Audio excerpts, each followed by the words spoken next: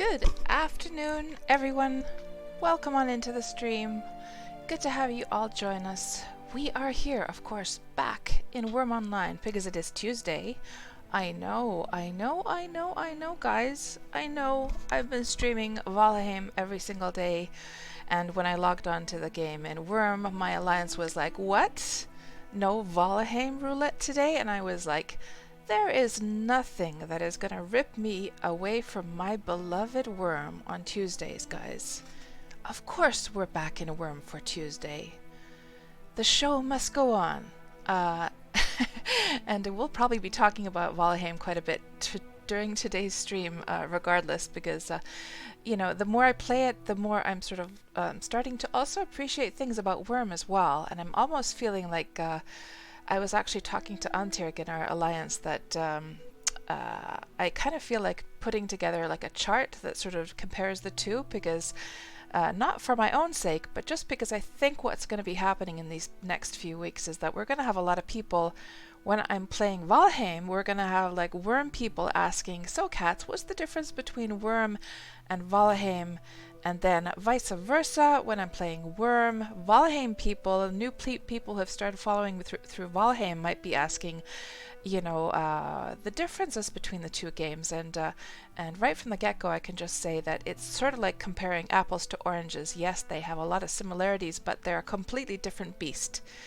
They're a completely different beast, but they do cater to the same types of players for sure. So before we start, before I go into this whole like explanation of what Wurm Roulette is, let's just see who here is in the chat.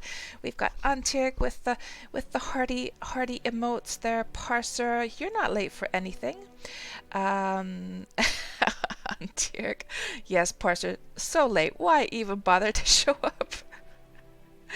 Oh my gosh. Tyrannus, hello. And Parser, you weren't hearing music. Yeah, you know what, Parser? I think what happened there is that after all this microphone business that went on, probably my volumes were like well balanced for Valheim.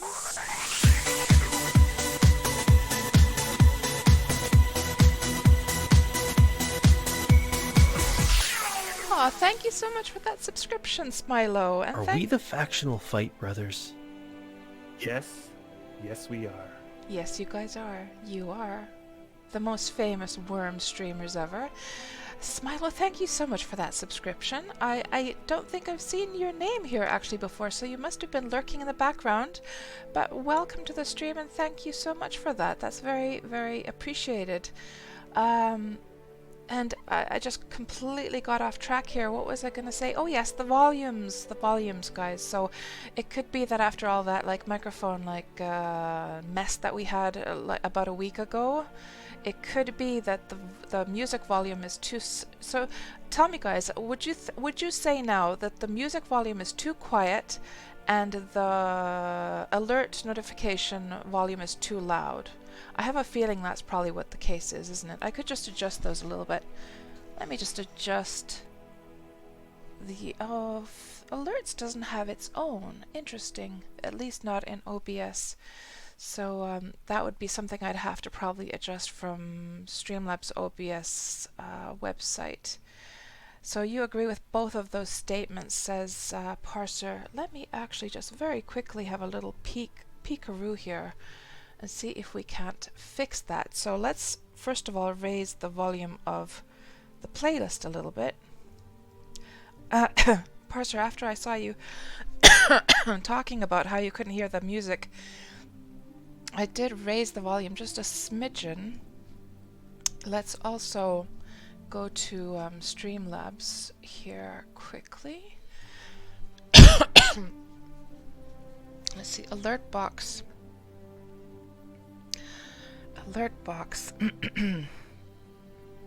General settings. Is there something about the sound here? Or do I have to do that separately here for everything? Sound volume. Let's just put that down to 40 for all of them. Sorry for the coughs, guys. I don't know where that came from. Let's just put this down to 40.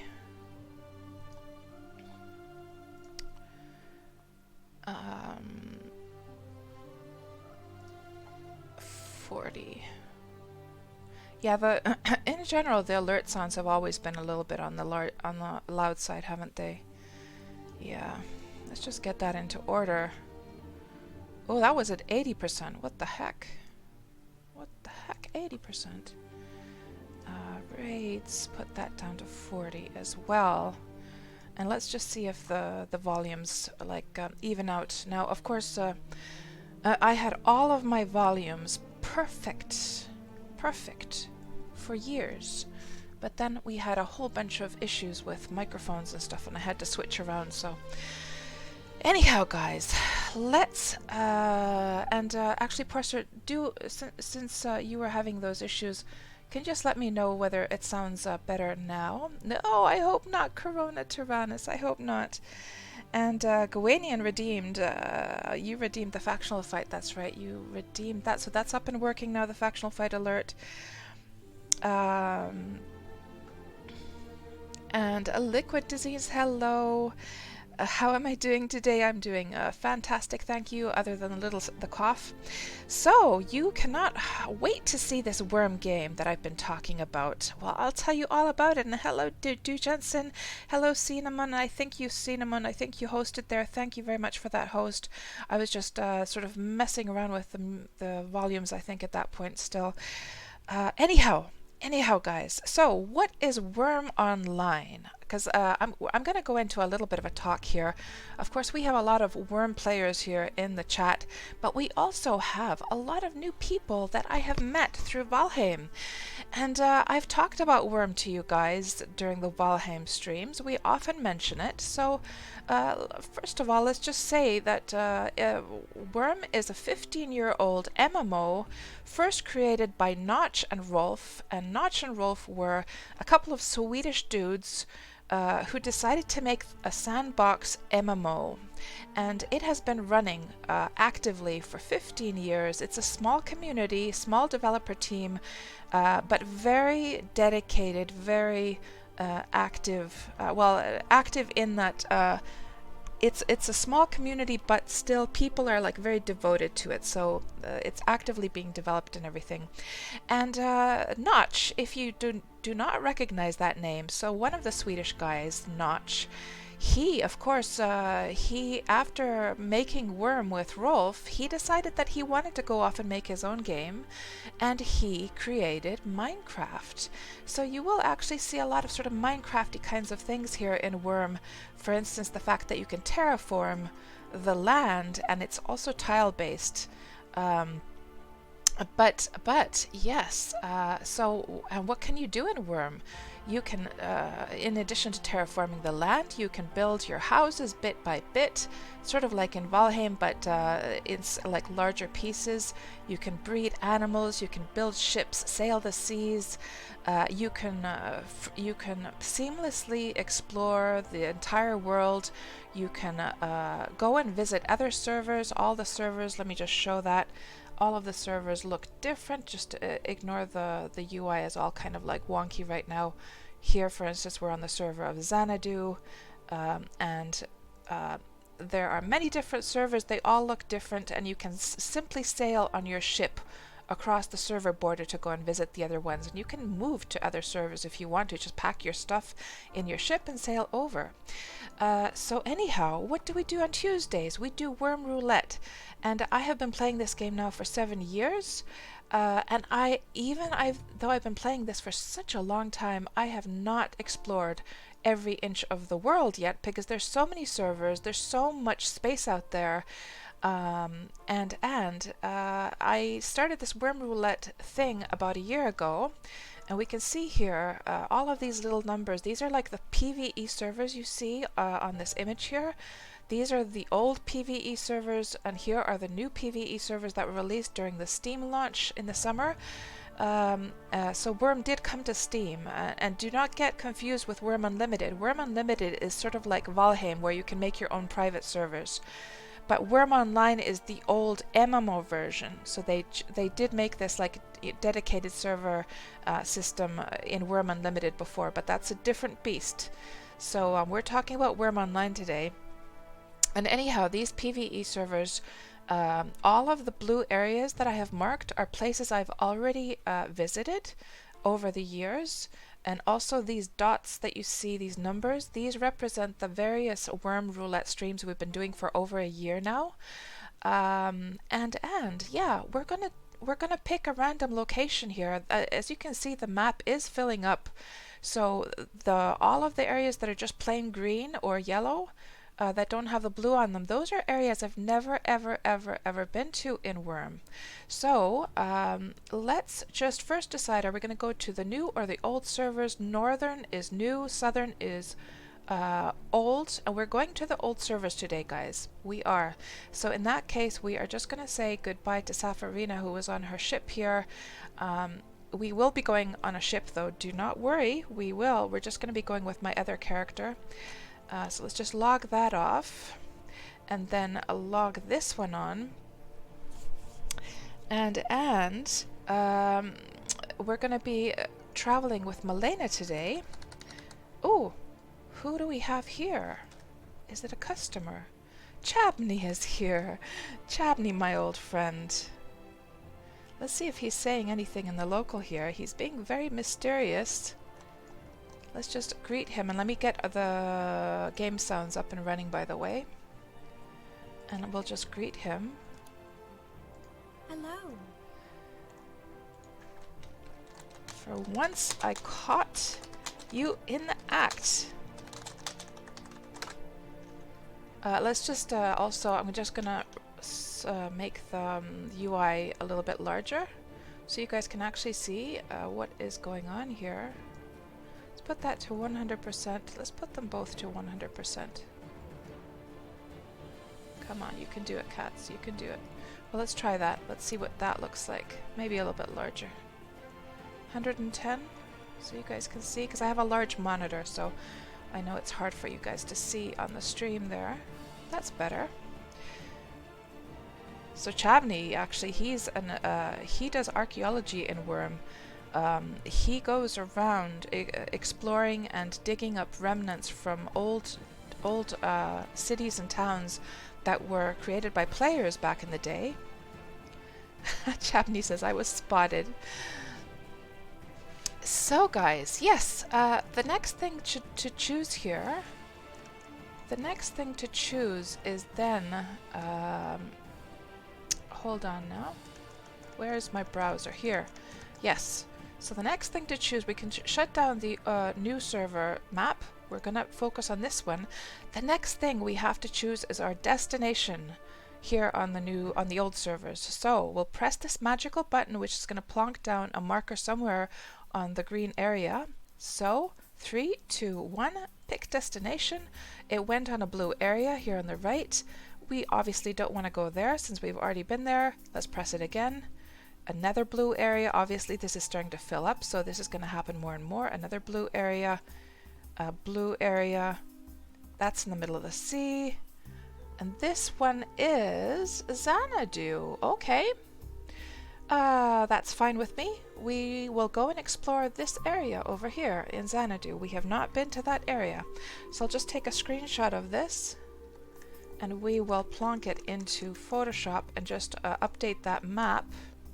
So let's just clip that to this. Xanadu it is, and let's just write in Xanadu. And Chabney, so we live on Xanadu, on the server of Xanadu actually. That's where we live, and also Chabney lives on Xanadu. And I can just show you guys on the map in a moment. So that's where we're going today. Let's just save this into the stream. Hold on. Wurm. Oh. Save. Oh, this one, of course. What am I doing? There. Good. That is done. And we can shut down Photoshop. And we can shut that down. We'll keep this open. And also, let's just look on the map here. So here is the server of Xanadu. This is the largest PvE server that Wurm has. It's gigantic. It literally takes a day to sail around this entire place. It's really huge, and often when we've had Wurm Roulette streams somewhere in the middle, it's taken us like 6 hours to get there. So this is not, well, trying to think here what way we should go there. We should probably check the community map. But let's mark it on the map first. So let me just zoom in here. So it's that area. And it's this spot right here. We're going to definitely need some alcohol for mountain climbing today. And let's just put a little marker here. That is where we're going to today. Okay. And where I own this entire island over here. So what we should probably do is check the community map. Let me just see here. Stream, Wurm Roulette, astronomy. And you know what we're going to do actually? You know what we're going to do? We're going to start up Photoshop. I have actually the Xanadu map. We should open that up in Photoshop. And I'll still check the community map actually. We'll still do that. Just to see if there's any canals that we can go through. So since players can terraform, that means they can also literally mine through mountains and create underground canals and mines and stuff. And that way we can sail through a mountain if somebody's made a canal. Let's check if players have made one. So stream, Wurm Roulette, astronomy, Xanadu community map, and let's see if there is any canals between where I live and the place. So we can see here is a canal. I live down here, Misty Rock Mountain, right there. And the place we're going to today is up there. So Hammerhead Lake, it's up here. There's a canal over there. So I'm almost thinking, guys, I mean, we have several options here. We could cross the server border south to one of the smaller servers, then travel in that server until we get to the east coast, cross back into Xanadu, go through here, go through this canal, come down through here, or we can travel. I guess there's not a canal up here anywhere, is there? No. Another option is to travel from my island, come through here, go through here, through this canal, sail up through Hammerhead. But I'm thinking since we just traveled through here a while ago, let's not go through there. Let's go from the west coast. So what we'll do is we'll pack my horse up, pack everything up. We'll sail south to a smaller server and sort of zigzag between the smaller server and then come back to Xanadu. That's the plan. But the first thing I need to do is I need to find, that's just a guard by the way, for those of you who have never seen a worm before, we have to find my horse. So you can catch animals and you can breed them and you can ride the horses. And there are things like saddles and bridles and horseshoes that make your horse go faster. I just have misplaced my horse. Where the heck did I leave it? So I've got lots of horses here, but they're my breeding horses. And I'm trying to just find like my, the one that I use for my Wurm Roulette streams. There it is. There it is. So this is sort of like the horse that has the best gear. And it's a very fast horse regardless. So animals in Wurm have... they sort of have like a DNA, so each animal the bred animals have like traits, so they can have positive and negative traits. Let's just go through everything in her inventory and see if there's anything she needs to grab with her. Let's see, I think that we can leave on the ship. The money we can, well, the money doesn't weigh that much. I'm not going to worry about that too much. The gate locks we definitely want to throw into an altar so I can get rid of them. So we got the booze. Let me just put this in name order here. So cotton for healing, booze for mountain climbing. We got a little bit of pizza, but it is decaying. I don't think I have any food, guys. I almost feel like we need to make some food for the trip. There's a large sign. We've got the sign going. We've got our tent. We've got water to drink. So you know what we're gonna do? I think... Yeah, I know what we'll do. We'll go to my kitchen And we'll grab a fresh piece of pizza actually, because let me just drink from the well here, because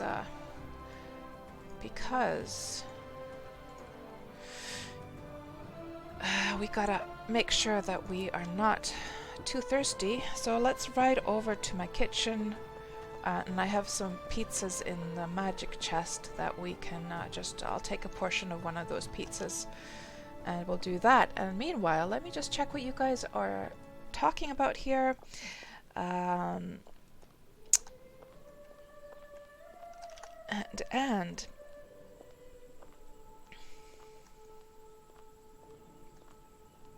oh, Parser, you're even enjoying my coughs, are you? Oh my goodness. And hello, Mad Dog, popping in to say good morning. You managed to kill 3 trolls with wood arrows alone. Oh my goodness. Oh, over in Valheim. And of course, Wurm also has trolls.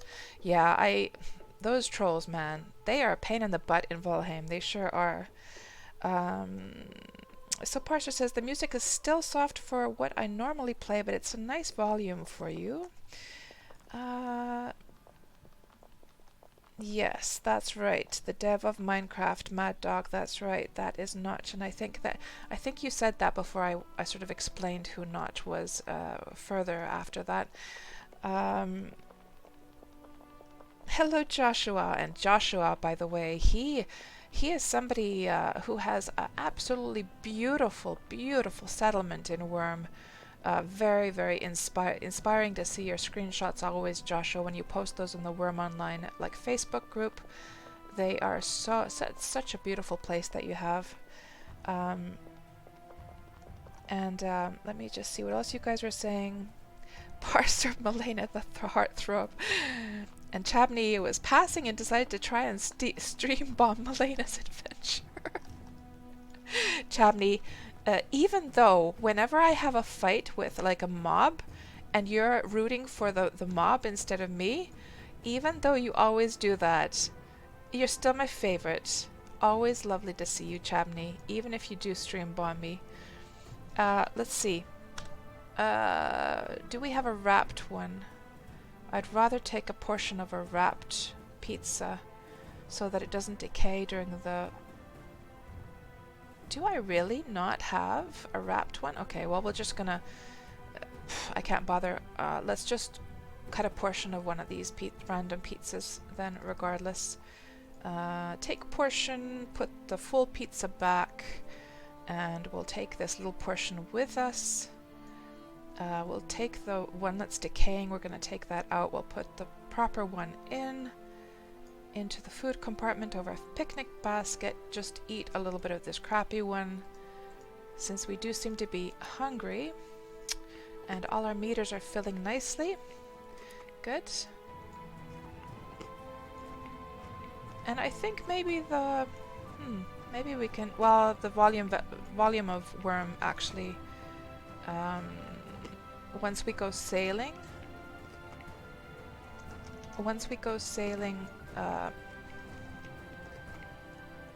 So what is going on? How come she's not?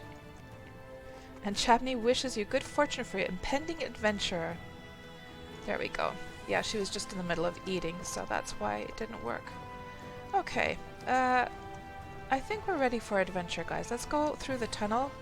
So you can, for the Valheim players out there, you can see what it looks like when players in Wurm tunnel through their mountains and make mines. And I really haven't done very much to decorate my tunnel. I haven't paved it. You can put all kinds of like wall cladding, you can put floor pavement, you can build houses underground. We're now inside of the mountain, guys. This is my mine. It's very simple though. It doesn't have anything special, anything nice. And these are ore veins over here. There's many different metal types in the game that you can mine. I have put a little bit of yellow, like a little bit of sandstone paving over here, but that's only to lead them to my deed token. So here is my horse market where I sell my horses to other players. So you can actually do that in the game. It's like a self-serve horse market. Like I've got horses here on sale, and the gates have locks to them, and then I simply sell the keys to those gates here on these merchants, you see. Trade. There's a very... Oh, it looks like somebody's been purchasing my horses, guys. Let me just check this. So there's a whole bunch of money here. Holy moly. I checked last night, and these are new purchases. I'm gonna have to check those later on. Does this one have also some sales? Let's see. Yep, there's some sales there as well. Man! What about this one? So I have like the different horse colors in different sections here. Oh my gosh! I've made a whole bunch of sales, guys. What about my horse, yeah, the horse equipment like saddles and bridles and stuff, that hasn't been touched, but looks like a whole bunch of horses sold last night then. Must have been last night because I just checked on the market the other day. So here's my fleet of ships. You can build your own ships in Wurm just like you can in Valheim, but the difference, there's a huge difference with ships. So I actually made like my first proper ship in Valheim last night. Only to soon discover that, so I went sailing out with it. It was a very immersive experience. It was a gorgeous experience going out to sea, but then as soon as I parked my ship at an island, mobs started to attack it and they broke my ship like almost immediately. Which wasn't nice. And then thankfully the materials from the ship just dropped to they were in shallow enough water that I could retrieve them, and because otherwise I would have been stuck on that island. I don't even know how I would have gotten back to my house, to be quite honest. So in Wurm it's completely different. You use months, you use weeks and months to build a ship in Wurm, and it is like permanent. If you keep it like repaired, there's nothing that can break it down. It's a permanent fixture. As long as you keep it repaired. So it's a completely different situation. No mobs can attack my ships at all. And we're on the PvE servers, so players can't attack it either.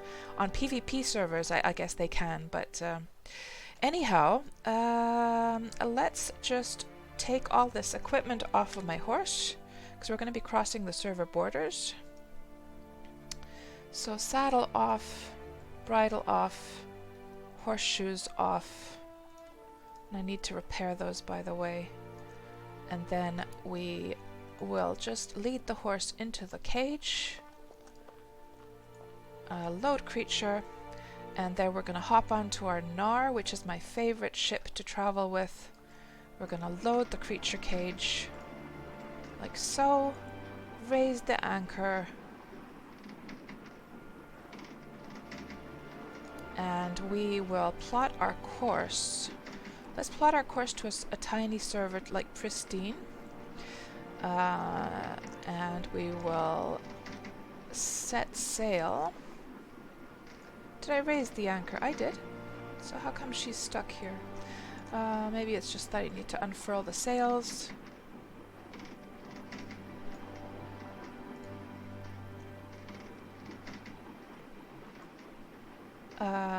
Yeah, how come it's stuck like this? Is it stuck because of the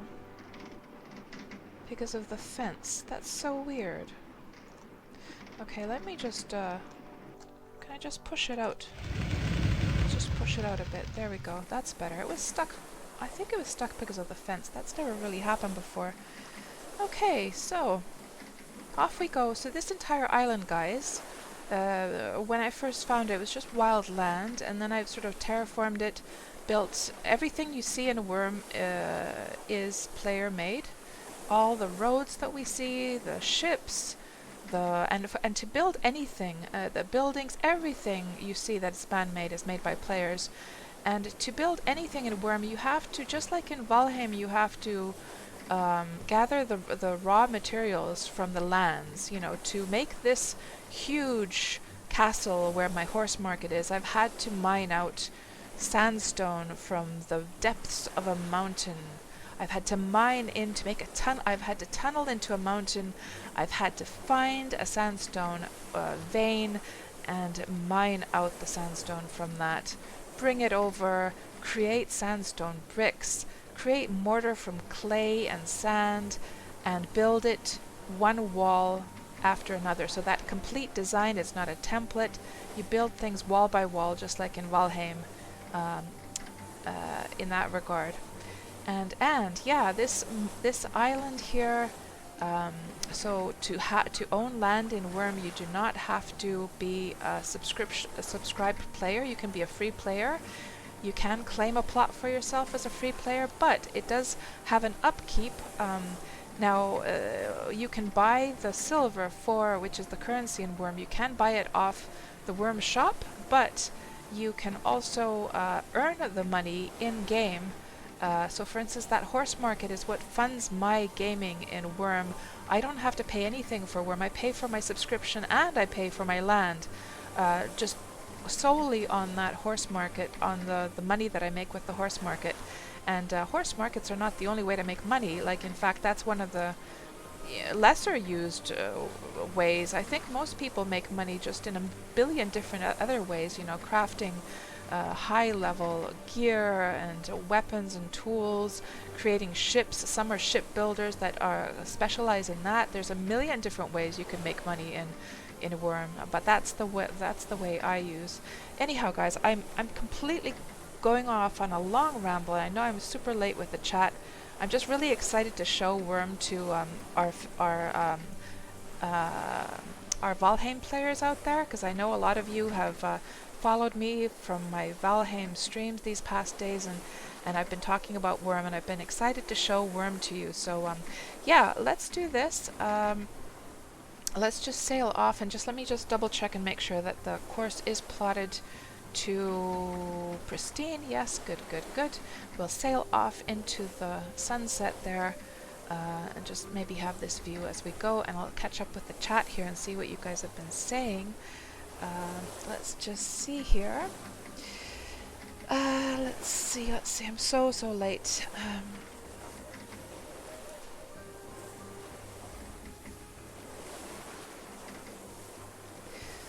And Du Jensen asks whether the community map has been upgraded to the new map dumps. I don't know. And wind is coming from the west at the moment, says Chabney. Well, that's perfect then. Hello, Zetron. Welcome on into the stream. Good to see you. And actually, let me do some shout-outs here. So Zetron is somebody who plays both Wurm and Valheim, and he's been streaming both games. Let's do a shout-out for him. Let's see who else we have here. Let me just go through my little list here.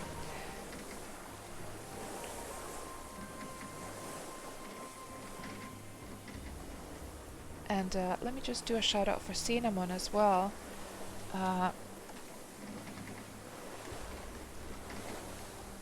Just check the command for that. Yes. So Cinnamon plays Wurm, and I can't remember now, Cinnamon. Did you say that you had started playing Valheim or not? I'm not sure. But a fellow Finn in the chat there. Let me see who else we have here. And Joshua, oh, you were not feeling so well. I'm glad that you're feeling better then. Hello there, Azoth. Welcome on into the stream. How do you spend taking care of all those horses? How long do I spend taking care of all of those horses? Well, the horses pretty much take care of themselves if you have enchanted grass. For sure, if you don't have enchanted grass, you have to make sure that they always have grass to eat. But I have enchanted grass because I have that special skill from meditation, so I can enchant the grass, which makes it sort of permanent.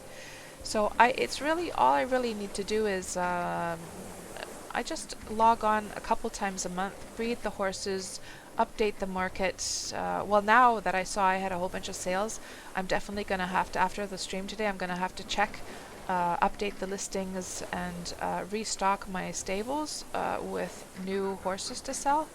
So it sort of depends. Sometimes it's more quiet, and there haven't been that many sales, so then I don't have to do so much. But yeah, it can take a lot of time, but not always.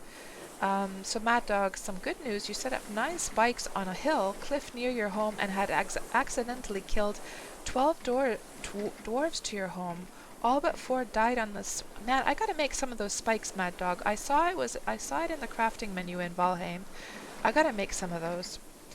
Parser blames Chabney for the increase in sales. I doubt that was Chabney buying those horses. I didn't. It was probably somebody else. And it is kind of cool that in Wurm you do have tracking, the tracking ability. So what I could really do is track the ground to see who was over there to buy horses. Mad Dog says, yeah, ships in Wurm are so grindy it takes a month or two to build the largest one. And on top of that, well actually Mad Dog, it took me 2 years to build my caravel.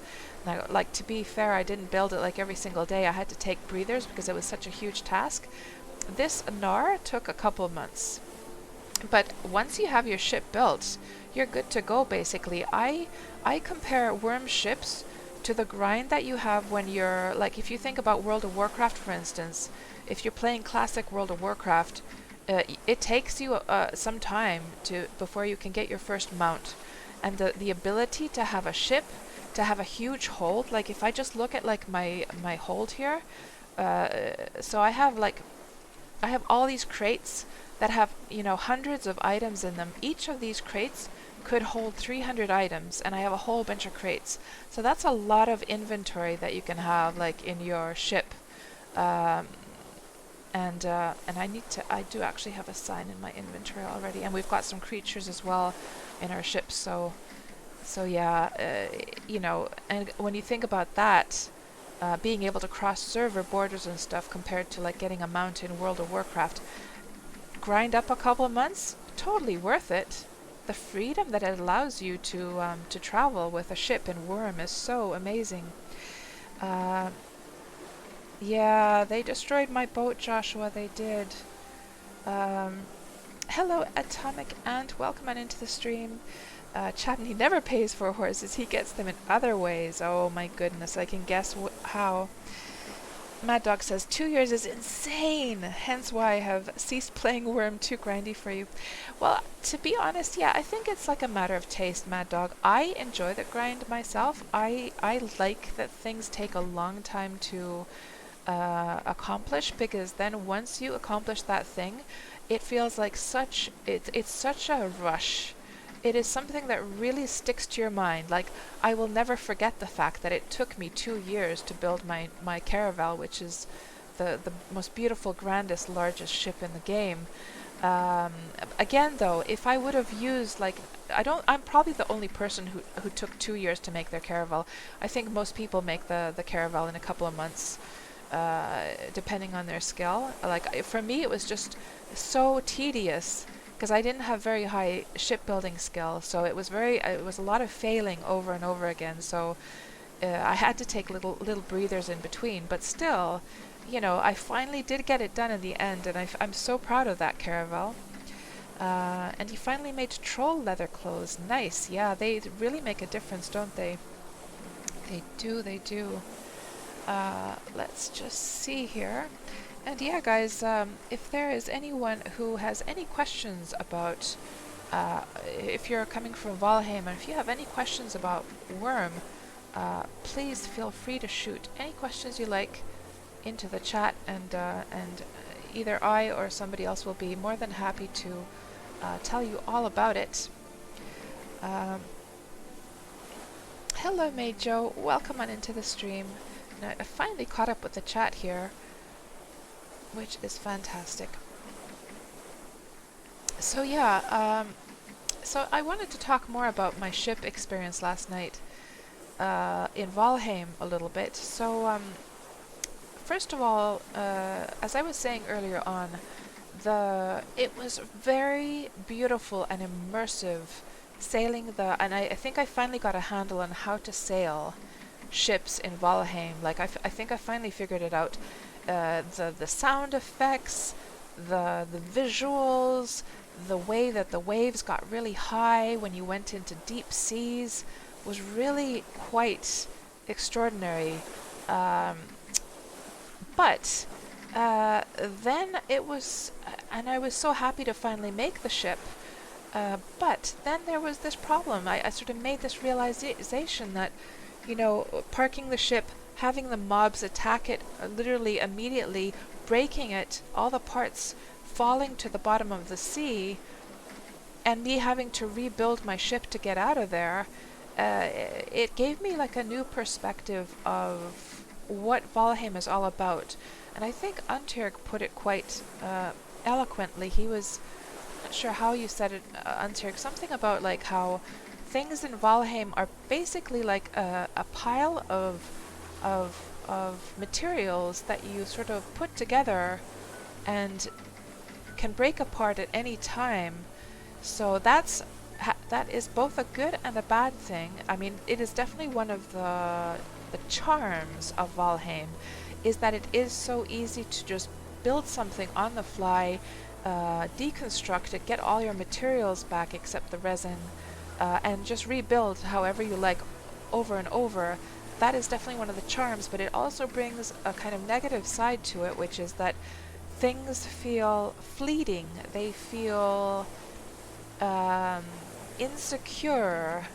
Like for instance, with the ship that I was sailing, I was also kind of freaked out about like, is it even worth my time creating a harbor for my town? Because what if the mobs just like, if I park my ship, I already lost my raft because it went out to sea, so there's no way to anchor your ship in Valheim, whereas in Wurm you can anchor your ship and it's 100% secure. There's like nothing that is going to happen to it whatsoever, unless you just leave it there to decay and you don't repair it. But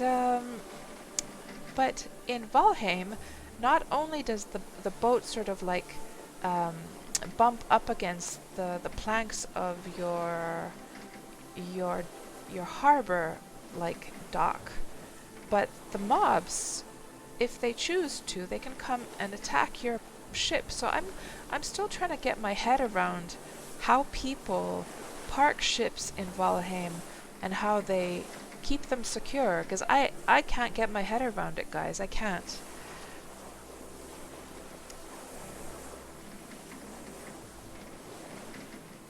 And Hekius asks, you've been doing this for so long. Is Wurm something to start now?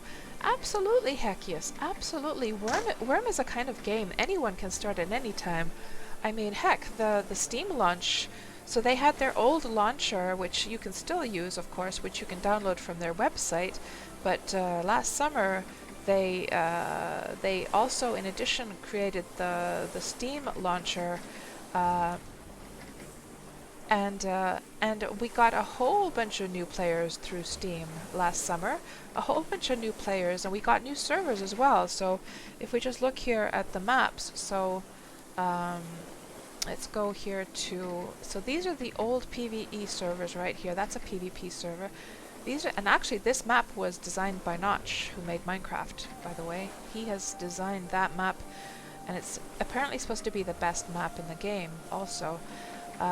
So there's lots of these little PvE servers and larger ones, but then last summer these new servers were introduced, and now we cross the server board. It's always a little bit wonky because it feels like you've like plonked yourself into the water, which you actually haven't. So I'm going to just embark again. It's a bit wonky, but what can you do? But now we're actually on a different server. So we're now on the server of Pristine. That's right. And so we have now crossed from the bottom of Xanadu, where my island was. So we departed from there. We went south. We arrived now to the north of Pristine, up here. And what we're going to do is we're going to sail along the west coast.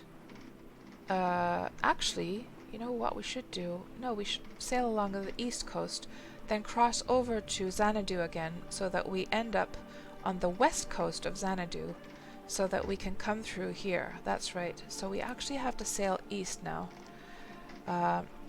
And unlike Valheim, where you can see where you are going on the map, in Wurm, the map, it does not show you where you're going. It only gives an indicator of the... You have to sort of look at the map, figure out the landscape. So for instance, here before me I can see a large mountain, and that is most likely this one. You have a compass in the game, so you use your compass, you use the landmarks to figure out where you are. And for a lot of new players, that is something that they don't like, but actually I really... Oh, there's a horsey over there. Is that like a good horse that's stranded? That looks almost like it's an Appaloosa. Or is it just a wild one? Let's go see. We can save it and take it to shore. Let me just slow down my ship here. I think that's is that an Appaloosa? Or is it just a plain old... Oh, it's just a plain old grey one. Well, we'll save him regardless, because maybe... Oh, he's starting to escape from me. Come here, horsey. Come here. I just want to save your life. Don't be like that. Lead? Okay, you can lead horses. I've now got him led. He's gonna swim after me in the ship. Let's go faster again. And there he comes. We'll take him to shore. So you can lead horses behind you in... You can lead up to 4 horses behind you in a ship. However, you can't cross the server border with horses. You have to have an animal cage for that, and that's why we packed my horse into an animal cage for crossing the server. But this guy, we'll just take him... We've just saved him from the middle of the sea here. We're going to take him to one of the shores, and then he can go and frolic with his friends. So he's probably starving, actually, because... and is he even fat anymore? Aged horse, yeah. He's probably starving. What does it say? She's very well defined, so she's not starving yet. But will start to starve because she has no access to grass out here. So we'll just take her to shore and save her life. Hello, Bookard. Welcome on into the stream.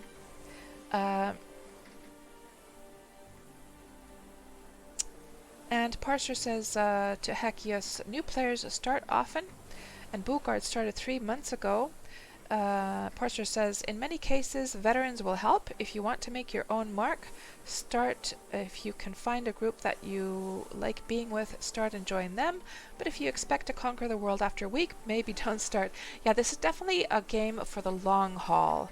And the reason I say that you can't really compare Valheim to Wurm is because this is a true, like, virtual world. This is a place where you claim land, you live there, you build your life there, you build either a humble little farm or a huge city. You can have a whole city with just one account. There's actually no limits. There's no upper limit to how much land you can own, but it costs obviously more. So the larger bit of land that you own, it starts to get very expensive very soon. So that's the sort of thing that's, you know, stopping players from just taking over a whole big chunks of land. For instance, the island that we departed from that I own, I pay 16 euros for that island every month. Well, I don't pay the euros because I'm actually paying with my horse market profits. But if I were to pay with real money, it would be about 16 euros a month for that land. So so already that island was quite large. So I don't think people...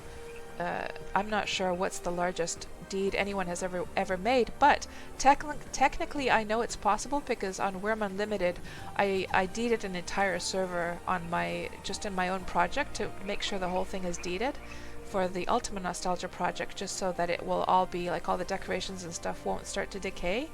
So I did actually deed that entire server, so it is technically possible to deed very, very large areas, in fact. And we're just passing by somebody's house there. They have their ship parked over there. Looks like they've planted some cedar trees and some oak trees. And they've terraformed this weird thing here. So that's... a player has, like, literally just terraformed that to look all spiky like that. And it is... by the way, Wurm has seasons. So we're in the season of fall right now, which is why all of the trees are, like, yellow and orange and all that. So next, of course, comes winter, and all of this is going to be a wintry wonderland. It's all going to be snowy, and snow is going to come from the sky, and we're going to be able to make snowballs. We're going to be able to make snowmen. So it's really cool how Wurm has the seasons. Each season also has something unique about it. So, for instance, in the summer and fall, there's like certain fruit trees, olive trees, maple trees, that all and many nut trees as well that produce nuts, maple syrup, olives, fruits. So each season has something interesting to go along with it. In the winter, people like to collect snow from the ground, which they then put into their larder to keep their food fresh. And then in the spring, what I really like about the spring is just I think the game just looks so beautiful in the spring. And it's kind of interesting how the grass also in the spring, it's lush, it's green, it's short. And then as it goes into summer and eventually into fall, the grass grows longer and it's more yellow. So even the grass changes over the season, which is pretty amazing. And also, one thing I really like about Wurm, which is I guess kind of similar to Valheim in that every single thing you see in this world is something you can actually do something with. You can interact with it. You can harvest something from it. Everything has a use. Even just the water here in the sea that we're going along. I can collect that sea water, for instance. I can put it into a cauldron.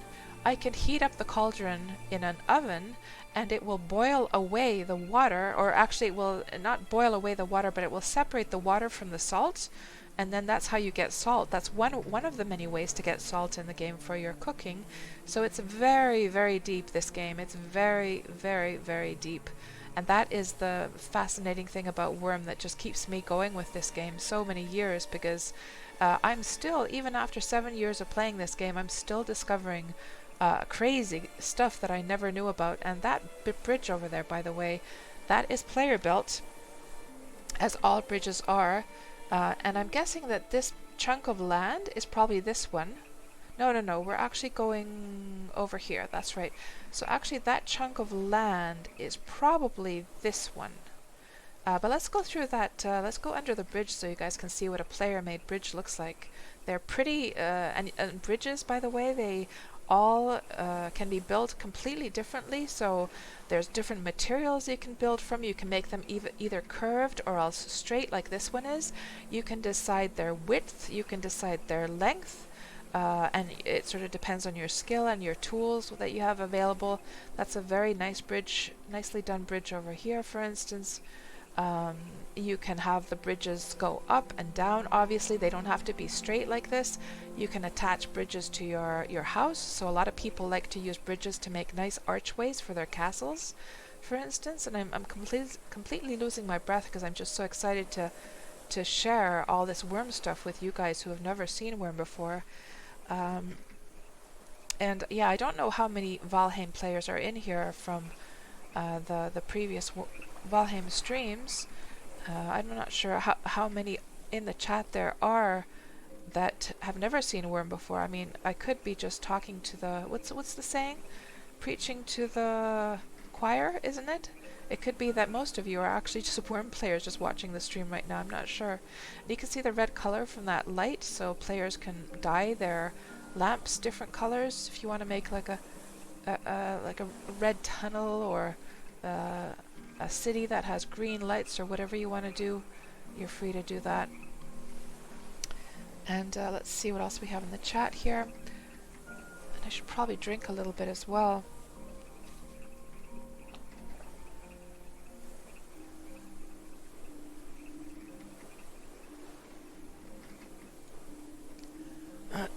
So, Bukard, you said that you have a harbor in Valheim. Thank you so much for the follow, HC. Welcome to the stream. Bukard, you have a harbor in Valheim and no mobs attack the ships and they stay there. Interesting. So I wonder how I lost my raft. You have a dock built out and the ships just seem to stay near the dock. Interesting. Yeah, I'm nervous about the ship that I have built now. Oh, we should pick this up because we can then sacrifice it. And Joshua, you really must give sailing to another server a go. Yeah, it's nice. It's definitely nice to explore and see what other players have made out there. And before we cross the server border, we need to release this horse onto one of the shorelines, actually. Let's just grab this. This is a magical item used for missions. Let's just grab that and we can what I can do with that item is I can sacrifice it at an altar at my deed, at my settlement, and then it will give a larger window for getting rare items when I'm crafting. Yes. So let's see what else we have in the chat.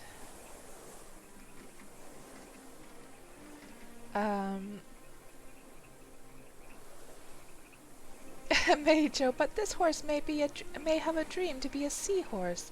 Don't ruin his dream. Aww. And Mad Dog and Smilo, you guys were off. Thanks for hanging out with us. You've probably already gone, but thanks for hanging out with us. You have a great evening. Talk to you later. It's apple harvesting time, says Du Jensen. Right. And hello, Tipsy Troll. Good to see you. Did you just call me a nut tree? It's my favorite thing to do in Wurm was pick sprouts and harvest fruits. Yeah, it's so satisfying to pick the sprouts in Wurm, isn't it? That nice little crunchy sound that you hear. Love it. So what wood type is my Gnar, asks Vergent. I believe this is, this might be cherry. Let me see here. It is made of, what does it say now?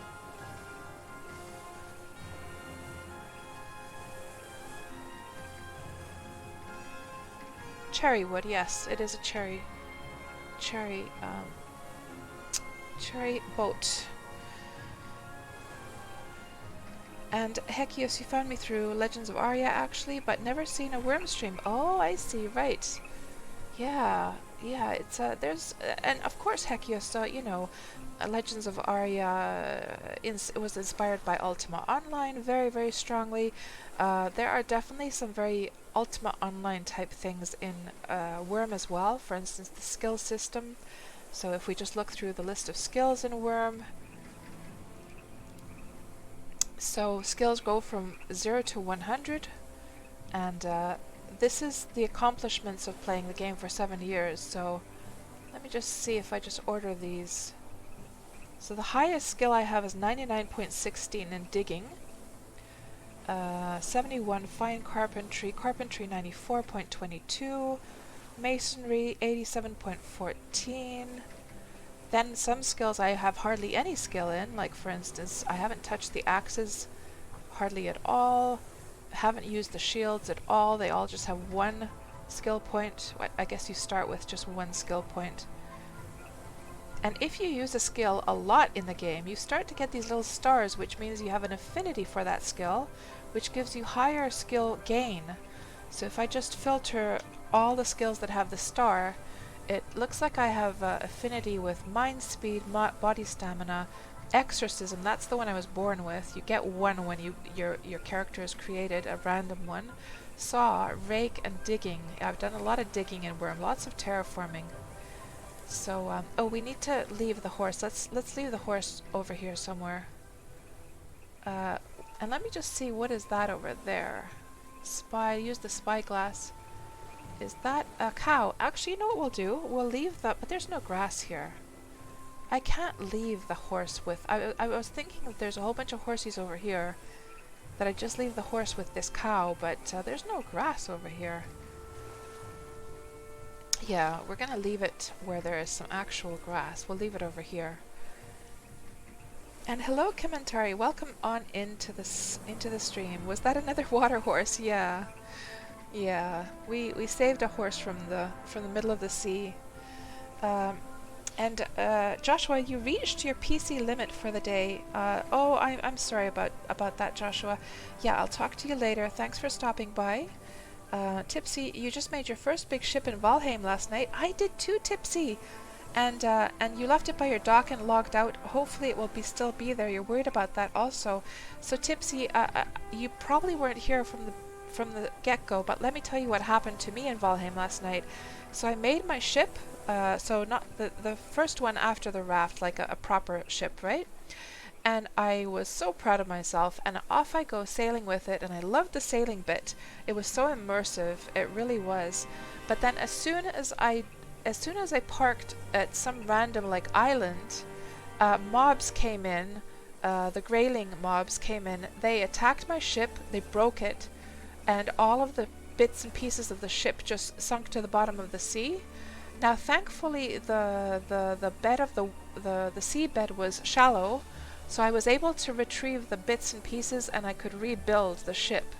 But it sure is a different world from Wurm in that regard, and I really don't understand how people go sailing around in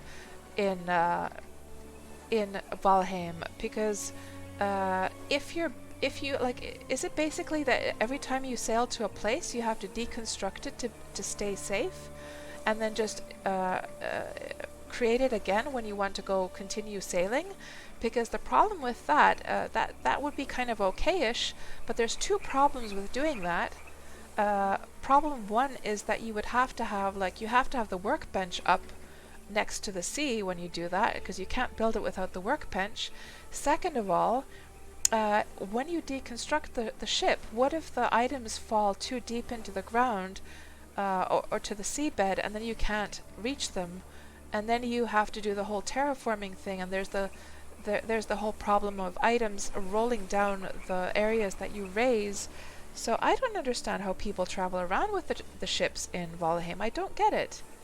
How do people keep their ships safe when they go to park at some random location that is away from their town? Please tell me, guys. I don't understand.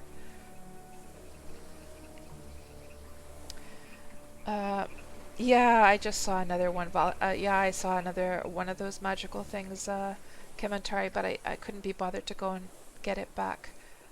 So yeah, actually, let's leave the horse right here before I forget.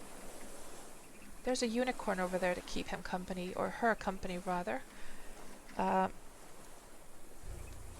Tipsy, you were scared to take your ship out after you made one. After you made the boat, so you just parked it and said another day. Yeah, I made a harbor in my town, and I parked the ship there, and I also closed it off with some planks just so it doesn't float out, because I think my raft either must have floated out or something happened to it. Okay, horsey, I've set you free. Go off and frolic. Look at all that juicy grass, and I'm just curious to see if that... Yeah, see, he's gonna go after the grass, or she. I just bet we see like a message here that it's gonna start grazing, because I bet that horse was really, really hungry. Let's just wait and see. And Tipsy, you've been watching other players, and that seems to be the first thing that you should do when you hit new land, is make a workbench and a smart fort, right? Yeah. Actually, the horse is on a tree tile, so she cannot graze from that. She has to be like on a true grass tile. So let me just take her over here. Come here, horsey. Come and have a nibble of this lovely lush flowery grass here. And I'm pretty sure that she's going to start eating as soon as she hits this tile over here. Come on, up you come. There.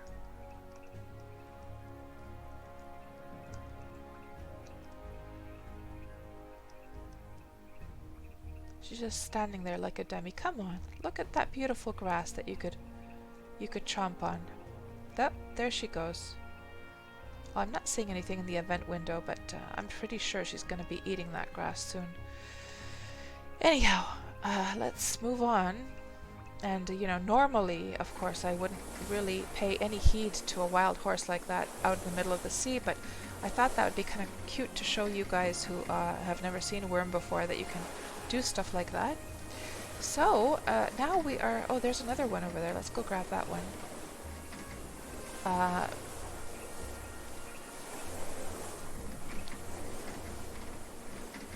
Triggers up for animals. What do you mean, parser?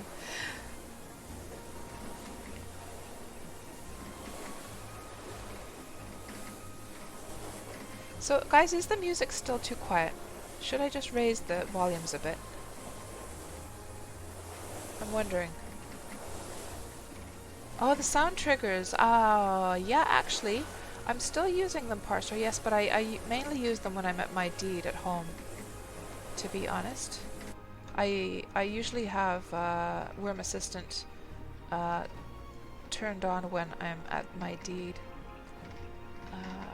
Let's unfurl the sails again. There we go. So, where we are right now is we're coming along this area here. That long bit, we've just actually come, I think we've come through this area now. So we're going to start, let me figure this out now, where we have to go on Xanadu. So, if we look at the community map once more,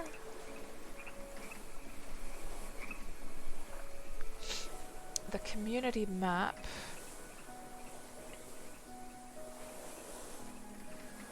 we're going to have to go through this canal, that's right. So we want to come through here, and that point would be G, between G and H. So G and H on pristine, G and H. So we have to look for, actually this is the spot where we have to start already going, crossing the server. Another horse. Look at all these horses, guys, just swimming around in the water. You dummies! I'm not gonna come and save you. That one is not fat anymore, so it's starving, so oh well. Looks like somebody's made a little island here and put a house there. You can actually make your own islands in Wurm, so just like you can terraform in Valheim and you can raise the ground, you do it in a different way here. In Wurm you actually dump the dirt into the bottom of the sea and you can raise it up, or else you can use a special wand, which are very, very rare to find these days. So, now plot our course to Xanadu. Yes, and we're at the right spot actually, because that's the long bit of land, isn't it? So that's probably this little bit here. We've just come through here, so it's the perfect spot to cross. Let me just make sure we're going straight. There we go. And we'll cross over to Xanadu.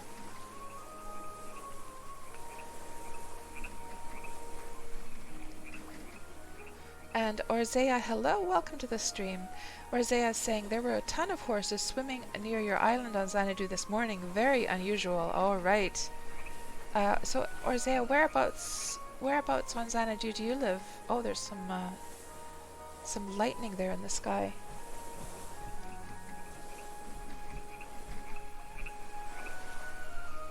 Oh, right, Parser, right, if it would have been grazing. Yeah, if I would have had Wurm Assistant up and running, then it would have actually given that sound trigger. Indeed, it would have.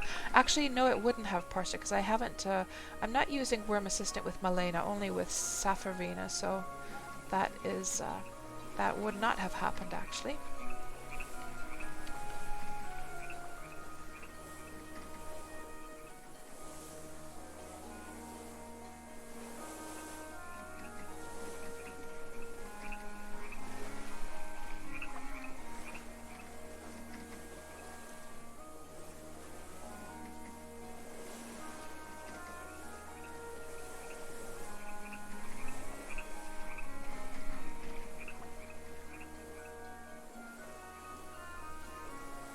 So you live on the southeast part near Esteron. Aha!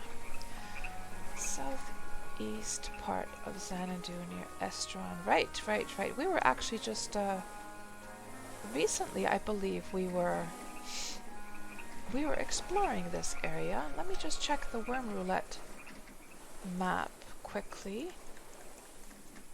It's here actually. Xanadu 24. Oh, maybe we weren't. I'm probably, you know what, I'm mixing it up with our trip to Celebration. That was number 60. That was the previous, or like the second last stream we did. That's right, yeah.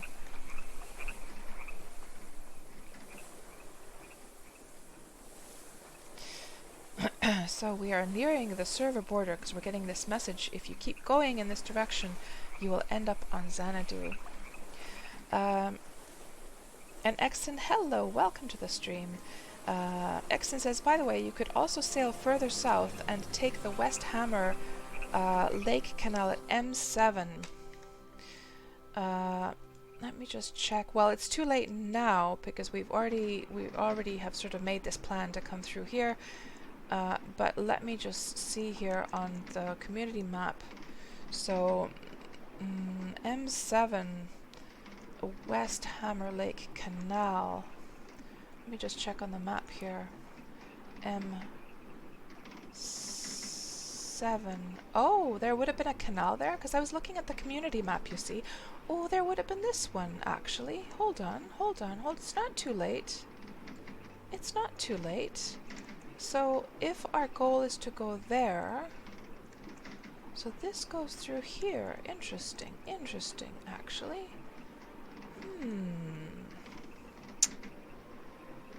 Huh.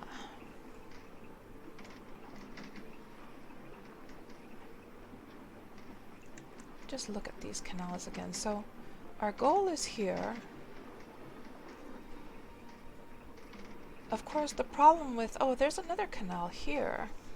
So it starts and it goes through there. Look at that. Let's look at the Wurm Roulette map. Actually, this stuff is kind of uncharted territory. You know what, Exon? We're going to do that. So what I'm going to do is I'm just going to switch back over to Pristine for a bit. Plot course, Pristine. We'll go back to Pristine. We will go south a little bit, and we're going to do that. I think that's a great idea, actually. At first, Exon, when you said that, I thought you were probably talking about the, I thought you might be talking about the canals going over here, you see, through Hammerhead, over here. And I was like, no, we're all the way over here, we're not going to go. But you're talking about this one. West Hammer Lake Canal. I have never been through this one, so actually this is going to be a refreshing thing to try. Thank you for, yeah, it's not too late. Again, it would have been too late if you would have indeed been talking about, because when you said Hammerhead, I knew this was Hammerhead Lake, and so I was thinking of this, you see, and I was like, there's no way, because we've already come down here, that we're going to go all the way back down here, but you're talking about this one, which I didn't even notice this one earlier on. So yeah, let's do that. Let's cross back over to Pristine. It could be any small server, really, but we'll just use Pristine. And we'll sail south a little bit. And you might be wondering, if you don't know anything about Wurm, you might be wondering why I keep crossing server borders. The reason for that is that Xanadu, let me just, I'll show you guys why we do this. Let me just see. So now we're back on Pristine, and we'll just sail south here. Weird lag as it's loading the world. And we're gonna go south. And are we going straight along the, let's just go a little bit west so that we don't go too close to the server border. Yes, that looks about right. I guess we could go pick this up as well. This mission item.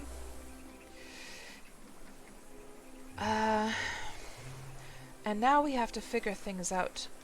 So the reason we do this zigzagging is because if you look here, you can see that the size of Xanadu is gigantic compared to these itsy bitsy little servers here. Pristine is one of the itsy bitsy ones. And for me to travel on Xanadu takes a very, very long time. Whereas traveling on a small server is very, very fast.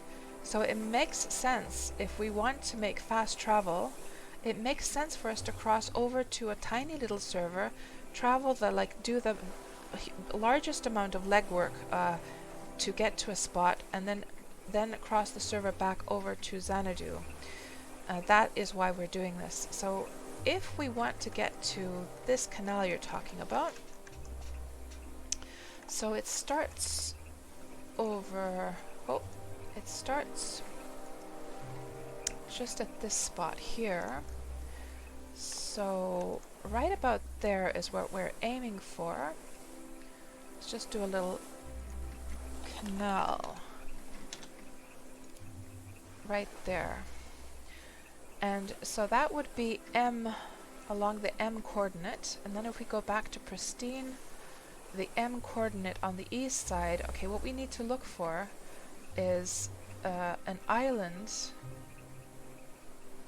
And then an itsy bitsy tiny little island close to it, and that will be the right spot to cross back over. So I'm assuming that this island is probably this one. It looks like that kind of shape. You see how there's this lower part here, which is this one. There's the higher part, which is the mountainous area, and we should be seeing a little tiny, there's the itsy bitsy island over there. So M is, so we're gonna turn left any moment now. I know this must be very confusing. Like, Wurmians probably know exactly what I'm doing, but if you are coming from Valheim, you probably have no idea. So yeah, we're gonna sail until we get to around that spot, then we're gonna make a sharp left and cross back over. And let's plot our course to Xanadu again, like so. Hello there, just call me Dots. Welcome on into the stream. Good to have you join us. So yeah, I'm really curious to hear. I'm gonna cough, guys, because I've got one of those, like, you know, like a bit of dust in my throat. Just one sec.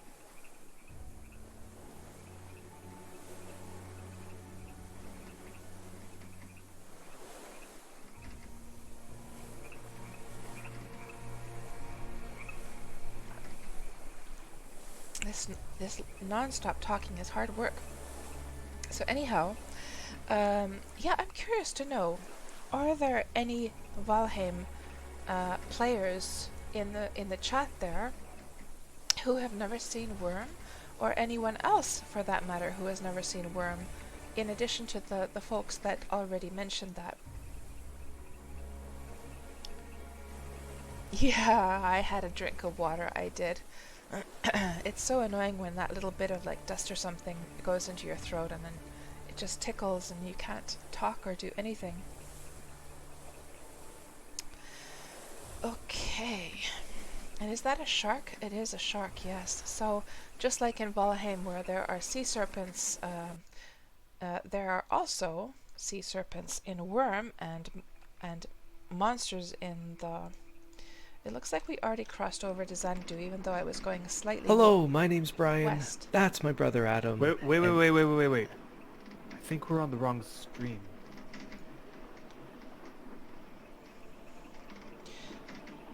We're on Xanadu now.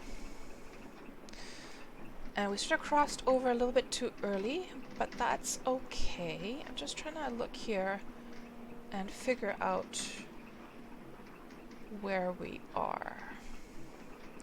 So that part there, I'm guessing that what we're looking at here, this mountain, is probably this thing. Let's go back to pristine. We're too early. I'm not sure why it crossed. I guess the wind was sort of pushing us towards the east a little bit. That's probably what happened.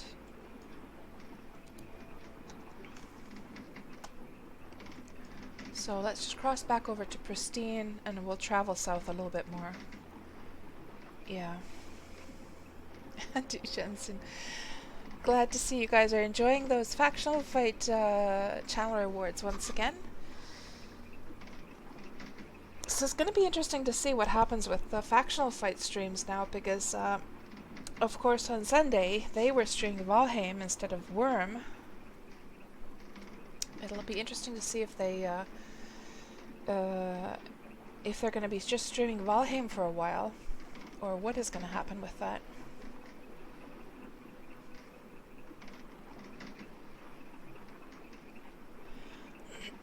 So what do we learn from this little lesson here? Even if you're sailing directly along the direction of the tiles, the wind will still push you if it's coming from a certain direction, so you can't 100% depend on the tile direction. So we're gonna have to compensate a little bit for the wind pushing us east. by sailing a little bit more west. Yeah, there's a little tiny island, so we just have to swing the boat around. Swing the boat around, and we'll go a little bit more to the west. Unfurl the sails. Like so.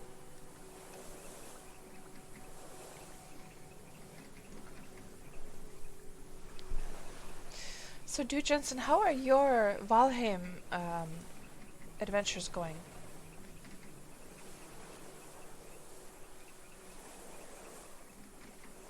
There's a lot of these. Let's just go get these. Something I wonder, guys, I think I was wondering out loud a week ago as well. Something I'm not, like, really figuring out with these, with a rarity window bonus for your deed, is the decay of the bonus. Is it even worth doing this? Or, like, how do people usually do this? Do they collect a whole bunch of these things that they sacrifice all in one go? And then they, when they're about to do a lot of crafting, for instance. So, is that how people usually do it? They collect a whole bunch of items to sacrifice before they're going to do blacksmithing or carpentry or whatever. Then they sacrifice them so that their rarity window bonus is active, and then they do all the crafting like crazy.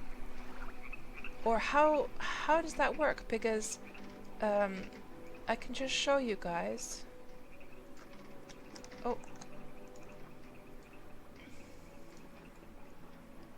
you get a shiny shard. Okay, let's go and take this one as well.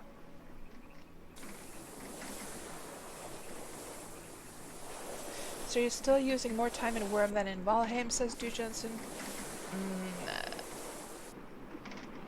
Yeah, it's a different beast, isn't it? It's sort of like Valheim is sort of like fast food,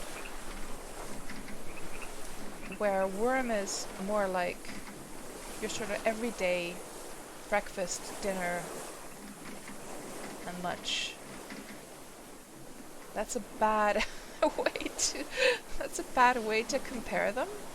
But Valheim is sort of like going in there to get like a chunk of like entertainment for a while. Whereas in Wurm we sort of live in Wurm, right? We live here.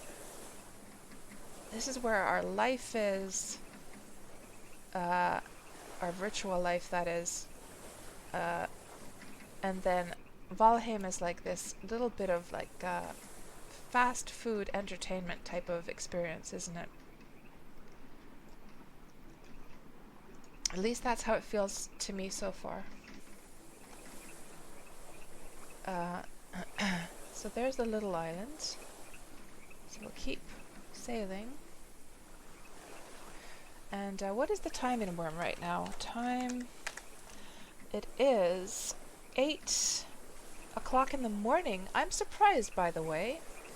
Usually around 8 o'clock, the sun should be up and should be up and shining.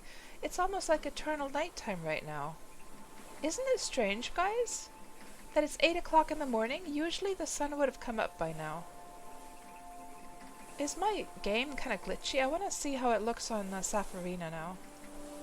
I need to see how it looks for Safarina, because this looks very weird, because of course with my other character on Melody, the time on her server is exactly the same. So let me just see. If I go to Safarina, see, that's the daytime. That's what it should look like now. Well, that looks more like noon actually. Oh, it's still dark over on Melody as well. Huh. Interesting. And Hekius asks, is Wurm free? It's free to play, free to try for sure.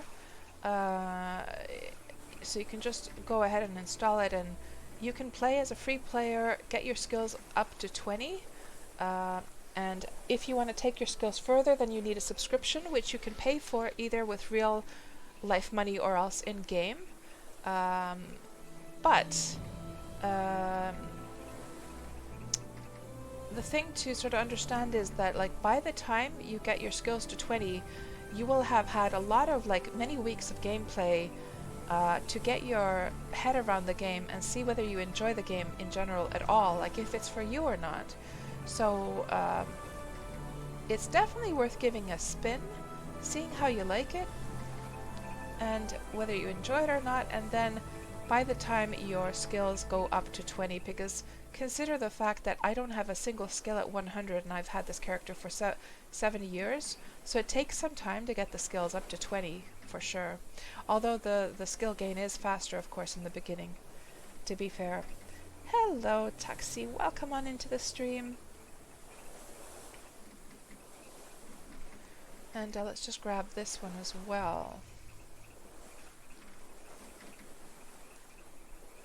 Oh, is it midnight right now? Is it? Maybe I looked at it wrong. Maybe it's just midnight then. Let me just check here. Time. Oh, it's midnight. It is, yeah. Cats is just being a dumbass, that's all. It is midnight. So today, Tuxie, our adventures take us to the server. Oh, there's an octopus. You know what? We're gonna kill that octopus because octopus give ink, which allow you to make black dye if I remember correctly. And it's not very often you see an octopus actually. So let's just get this guy.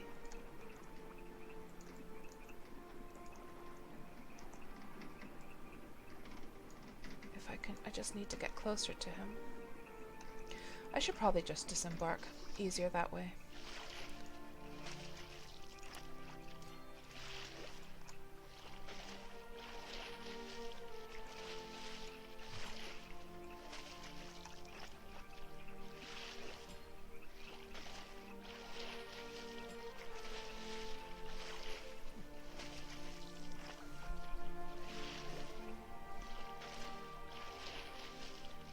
Oh yeah, thanks, Stu Jensen. I need to plot the course again, yeah, to Xanadu. You're right.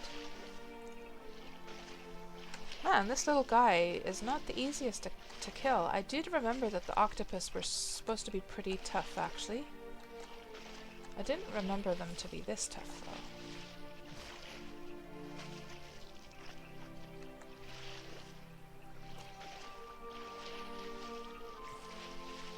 And Commentary is asking if I can explain the new icons on the target. Actually, Commentary, I don't know enough about them myself to be able to explain. I haven't been part of those conversations about these new icons, to be honest. And it's a shame that there should be like a tooltip or something when you hover over them so you understand what those are. I wonder if any information has been released about these, actually. I guess not, then. I'll have to ask the devs about that.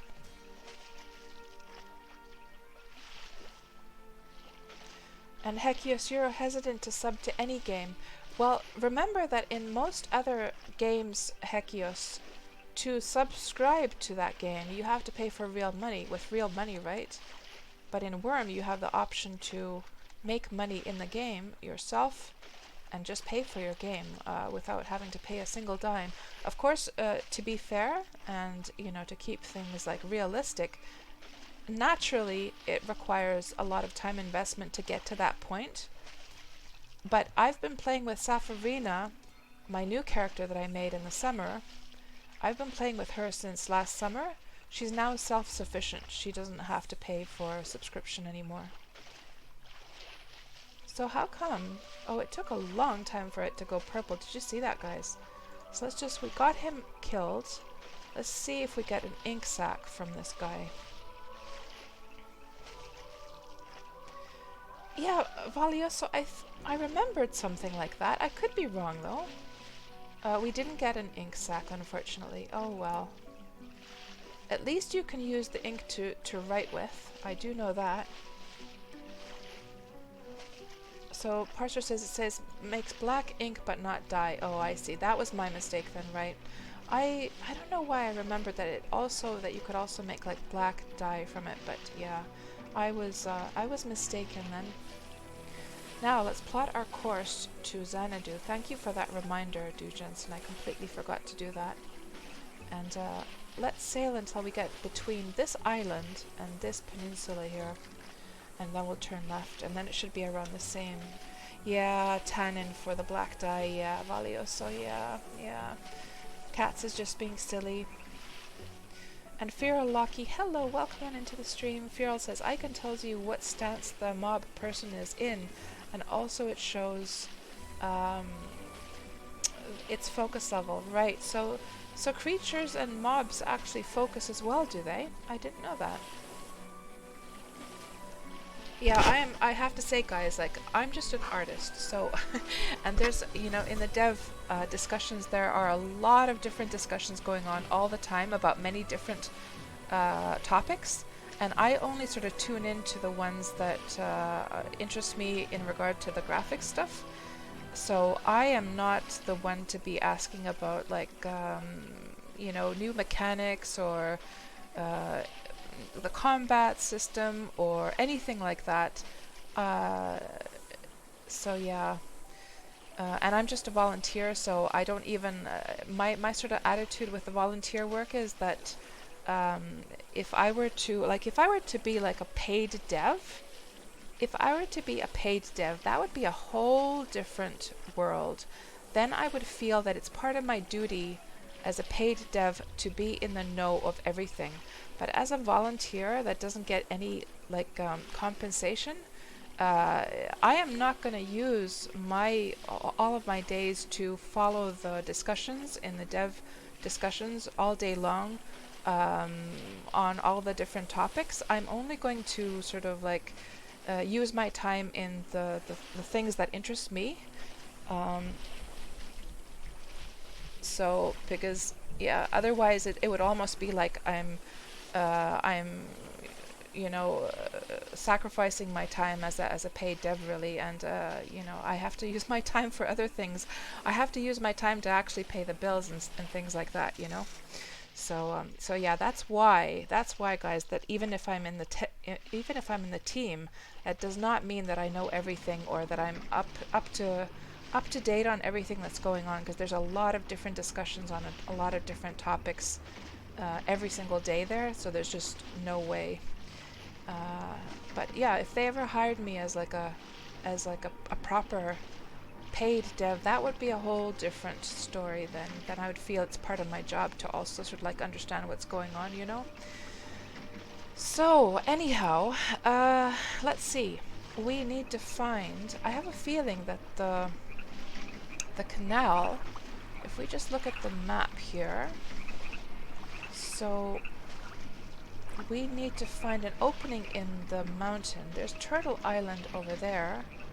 Do we see a Turtle Island here? There's an island over there, which is probably Turtle Island. So I think we have to sail in this direction now, don't we? And Turtle Island would be right before a huge... I hope at least that's Turtle Island.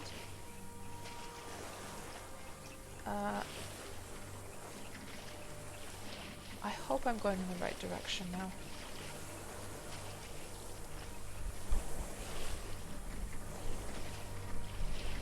Hello, Denali. Welcome on into the stream.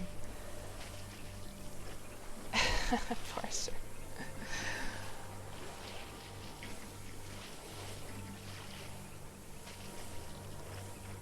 Good afternoon, Snowman. Welcome on into the stream. Good to see all of you here today. So as a recap for those of you who've just arrived in the past half hour or so, we are of course doing our weekly Wurm Roulette stream, and today the magic marker landed on Xanadu.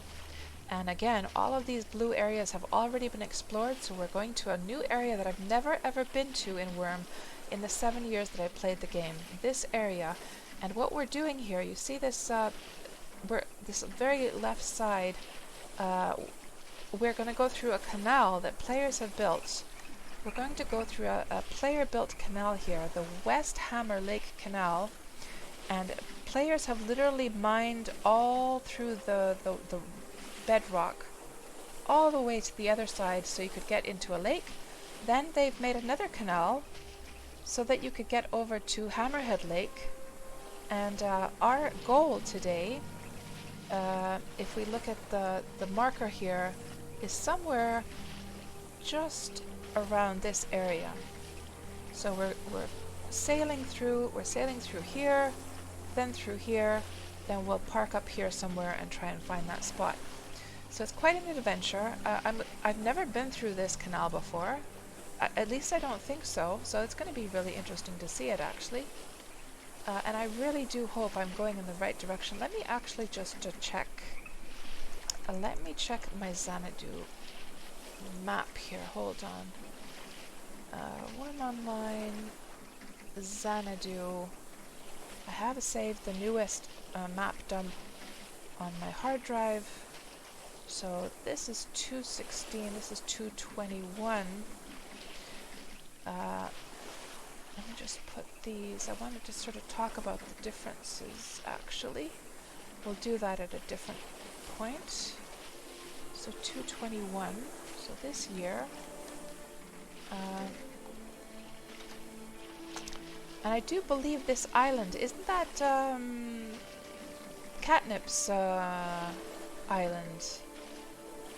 I believe it is. So we're seeing a block here. So let's just see if we're in the right spot. So there is Turtle Island, and we should be seeing. So there's this kind of block. Do we see a block like that here anywhere?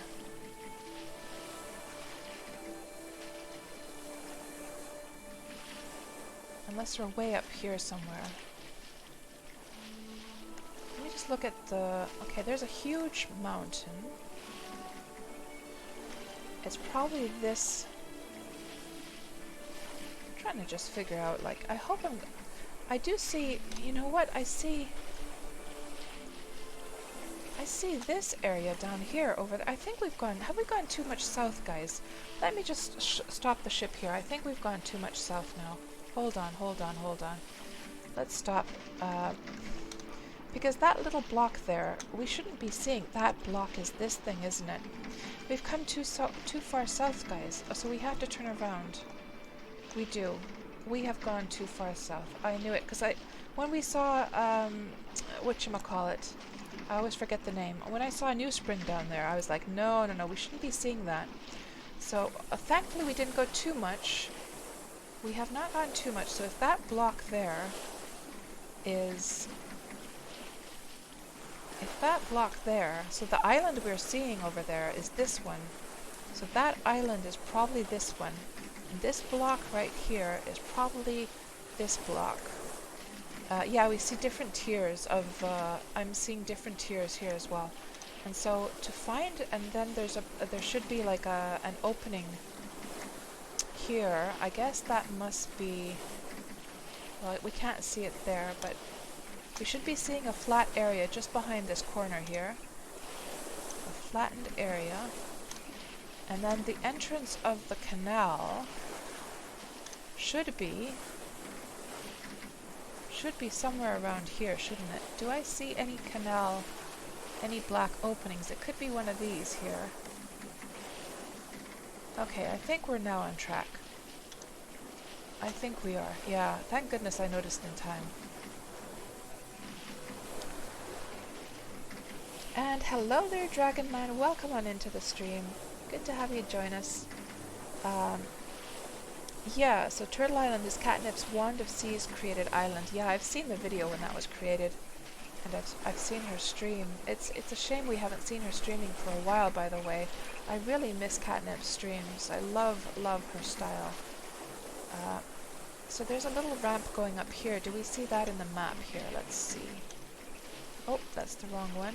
Here's what we're looking for. Yeah, this ramp is probably...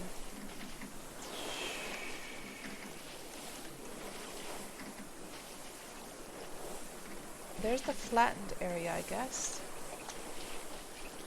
Maybe the ramp is that thing right there. And this should have a little pier coming out. Yeah, we see a pier. right there. So we're on track. Now, the entrance to the canal. I wonder if it was that one. I doubt it though. You would think that they would make a nice proper like entrance for the canal, right? Something that everyone can notice. Could it be that one over there? Or no, is that just a wagon? That's probably just a wagon.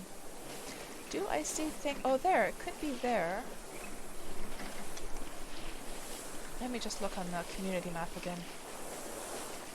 It's actually, it's after this part. Okay, so we have to go actually around, and it starts here. Yeah, so it starts actually right there. Okay, so we have to go past this area, but we can just admire this little town as we're going along. That's probably their own private mine. Okay, now we're on track, guys. Now we know what we're doing. And Dragon, you miss playing this game? Yes, always, Wurm always welcomes people back. So, you played Wurm Unlimited, but your friend who hosted the server has stopped because of personal reasons, right, Dragon? Well, you know, that's that's one of course, the... Even though there's a lot of cool stuff you can do in Wurm Unlimited, unfortunately that is the risk that when you're playing on somebody's server is that they might just stop playing, and then that's the end of that, right? So I believe where we have to go is here, right? That's probably the start of the canal. It's surprising that the entrance hasn't been made like fancier, but I guess that's supposed to be like a lighthouse to show people the way to get in. But you would think that after all of the work to make the canal, they would have made something that looks like really, really clearly like it's like a public canal, you know? I don't know, just adding some decorations to the entrance or something, or some signs, or something like that. Or it could be maybe that it's still under construction, we don't know. But yeah, this is probably it, because it's the lighthouse. The light has probably been, yeah, West Hammer Lake Canal. It has been renamed. So here we go, guys. We found the canal, and in we go. We'll see what this place looks like. I've never been through this one. I don't think, at least. Yeah, I know I haven't, because otherwise I would have been able to navigate to the canal otherwise. So there we go. This has all been mined out by Wurm players, guys. If you've never seen Wurm before, this is the kind of work that players can do, is they can literally chip away at the rock structure of a mountain, create a tunnel inside, and have, you know, boats literally sail right through a mountain, which is absolutely fantastic. I don't know if there's any other game that allows you to do something like that. Tipsy. Catnip and KatsPurr. I guess we need a cat nap as well to complete the set. Yeah, lots of cat, like that name KatsPurr, by the way, I created that back in 1996 when I first went and started chatting on IRC, Internet Relay Chat. And little did I know back then that in the modern day and age I would still be using that username, and that there would be so many other cats around. Like, if, you know, I just thought of some dumb name.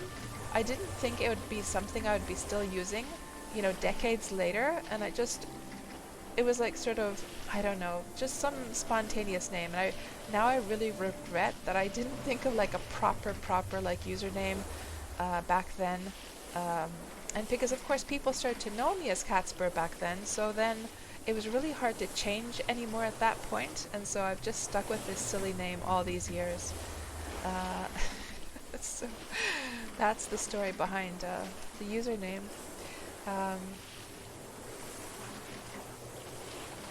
So J-Popper, our adventures take us to Xanadu today.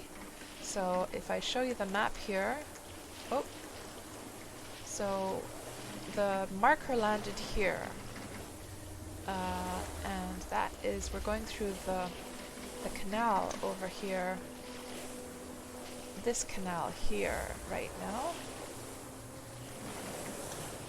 which I've never been through. It's going to take, that's a long ass canal, guys. This can literally take us half an hour to go through this thing. It's good that it's so well done, that we're not like bumping into like ore veins and stuff like that.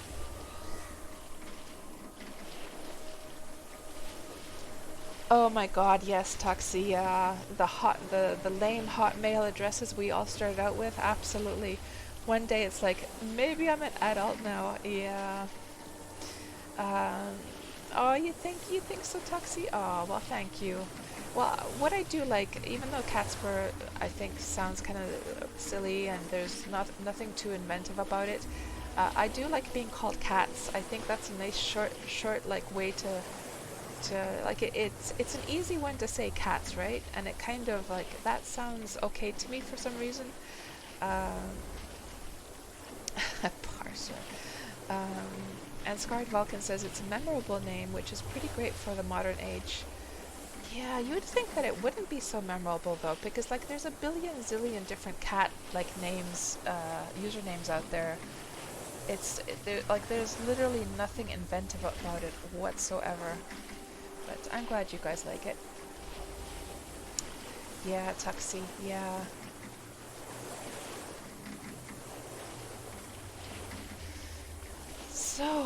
So how are you doing, Tuxie? Have you and Drogos decided to try Valheim?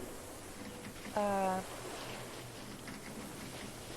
was just telling people about my ship escapades in Valheim last night. And hello there, Boney TV. Welcome on into the stream.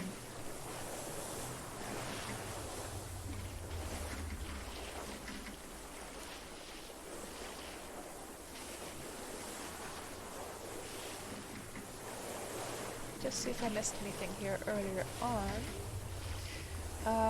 Kementari was asking, today, totally off topic, but does anyone know if the trait "it is unusually strong-willed" will stop being led at random, also affects being hitched to carts and wagons? Man, Kementari, as a horse breeder, I should probably know that. I don't actually know. All I know is that they do definitely unlead themselves. Like you'll be leading the horse, and then suddenly you notice that, uh-oh, the horse is not actually like, where did the horse go? Because it like unled itself from you. I don't know about carts though. Possibly. And the reason that I don't really know is because I've been breeding like the 5-speed horses so many years, so I haven't really dealt with those sickly horses very much myself. So I wouldn't have known really in practice.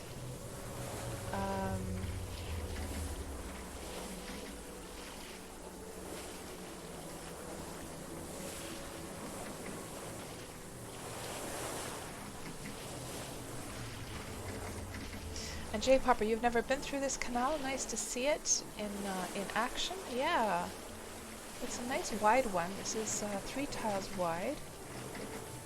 You don't have to worry too much about smashing into the sides at all.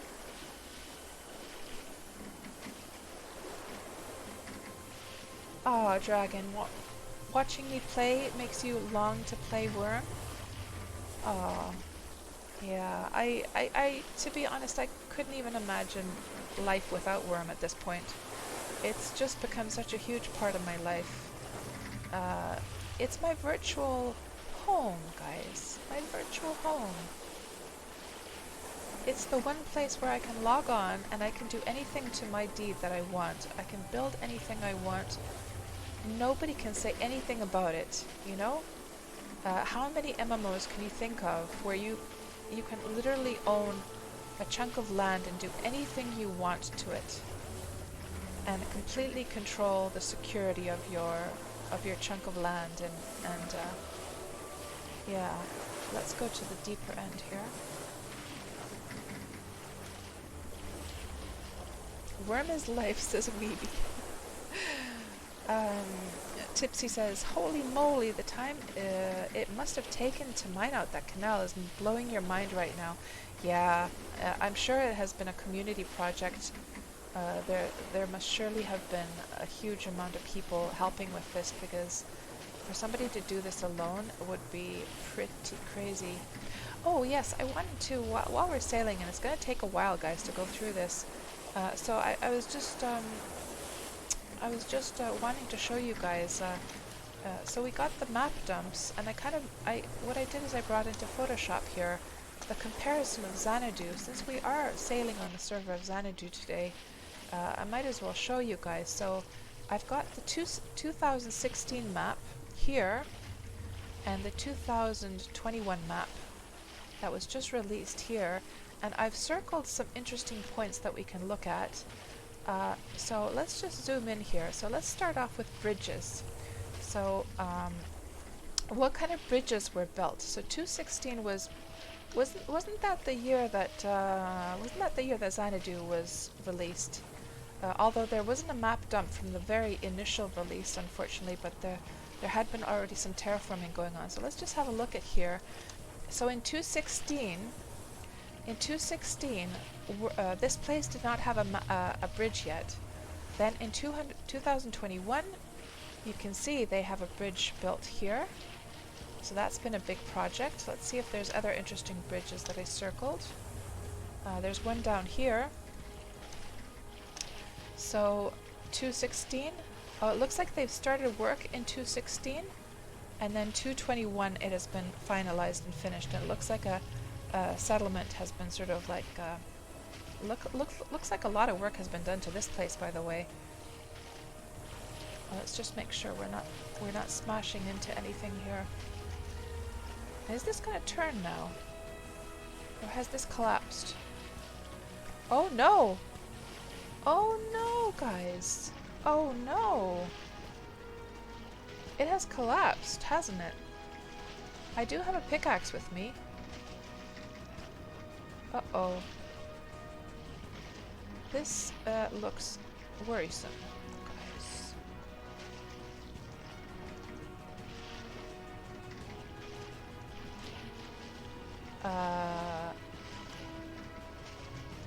Uh-oh. Oh no. Oh my god. What is going on?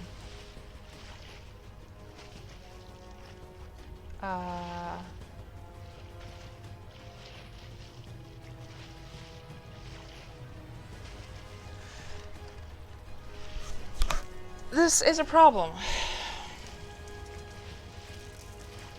So it's lag. Your position on the server is now updated. The question is, remain calm, says Chavney. Kind of hard to remain calm. So that's east, that's where we were going. Let me see with my spyglass. Can we see any, if we just hover in the two different directions, do we see any mark of a ship?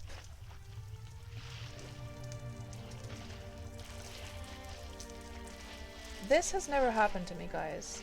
Never ever like obviously lag happens sometimes, but I've never literally been plonked from my ship like this and can't see it anywhere.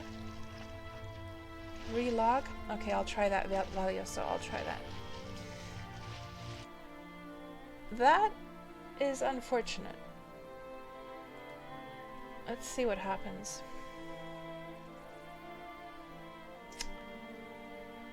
The Matrix says KatsPurr, everyone panic. Oh my god. That's never happened, guys. That's very, yes, it is very unsettling, Tuxie. It is.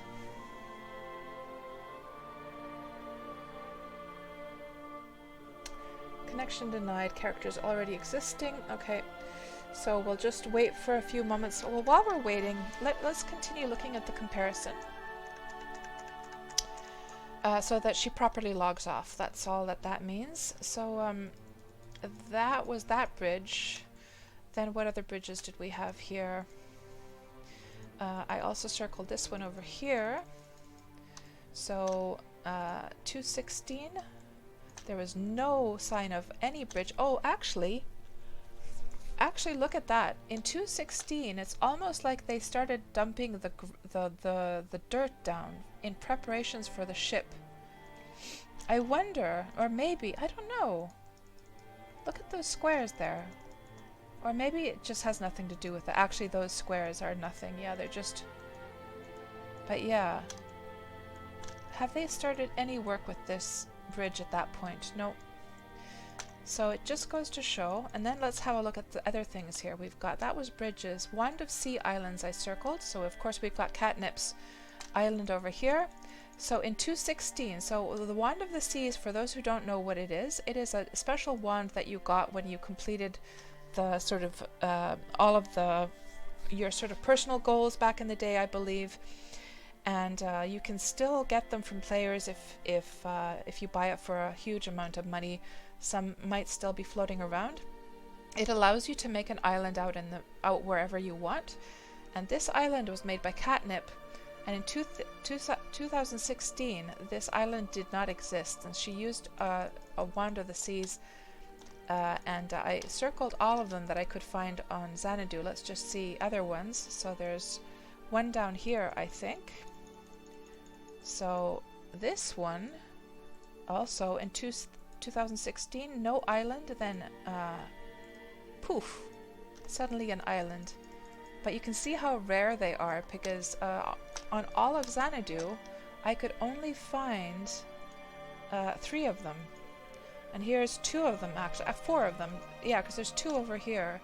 So here, 2 islands, and you can tell it's a Wand of the Seas because it makes like a round island, actually. Those are very clearly Wand of the Seas islands instead of... Now another way to make an island in Wurm is by dumping dirt into the seabed, and slowly but surely it starts to come above the water, but that's a huge endeavor to make something like that. And for some reason they've dumped some dirt there. I don't know why. Maybe they're trying to make a land bridge to connect these two, and then they just gave up. Not sure. But yeah, there was 2 over there. Let's see what else we can find that's of interest here. Terraforming. So I sort of circled some points that I thought were interesting terraforming bits. So if we go up to this one, so in 2016 it looked like this, and then look how somebody has, is that like desert or is that steppe? Either one. Somebody has expanded the amount of desert or steppe. Probably desert, isn't it? So you can change the biomes in Wurm yourself. So you can literally terraform not only the shape of the land but also change the biomes. And they have stripped away, they've cut down all of those, each one of those little pixels, guys, is a tree. Or like some of them are grass and some of them are trees, but that's a huge amount of trees that they have chopped down, and then they've changed so each one of these pixels represents 1 tile in Wurm.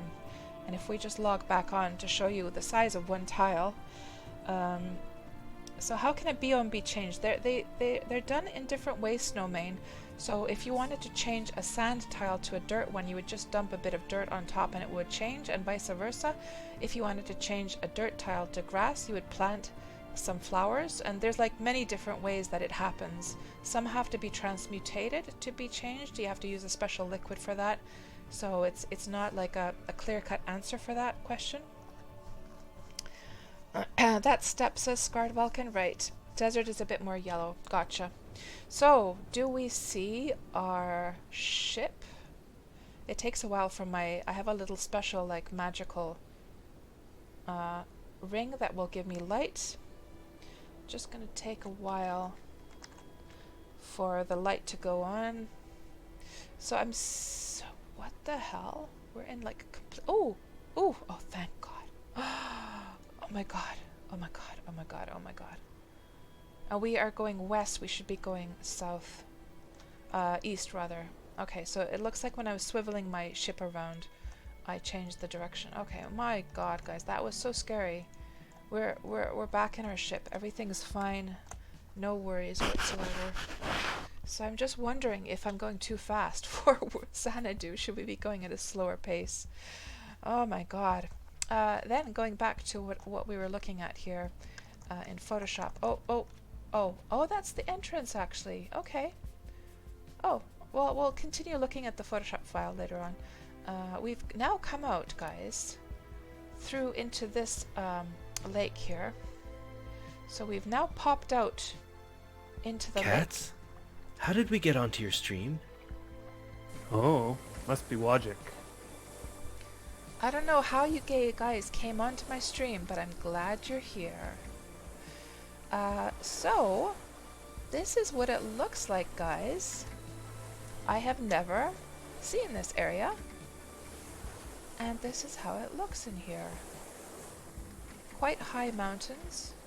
I do love the mountains of Xanadu, I have to say. They're so epic and so high. Love, love the mountains of Xanadu. So we need to go, let's just look here. Oh, we have to actually go more south because the canal that we have to connect to is over here. Hermit's Rest. We have to find... That's probably Hermit's Rest right there, isn't it? I bet you that is. And we'll see if there's something, if we want to go and like just explore a little bit. Is this place worth visiting, guys? Hermitage in the Hill. So I wonder if this is the same player that owns many different deeds here. Does anyone know the story behind these hermit named places here? And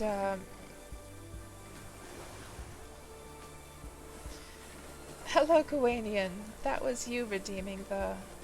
Oh yes, you were here actually from the start. You were here from the start. Tipsy says the terraforming in Wurm is the pinnacle of the game in your opinion. Nothing else quite like it in any game ever. Absolutely. Yeah, I'm gonna check Exon first. I'm gonna check this this island to see if there's anything interesting to check here.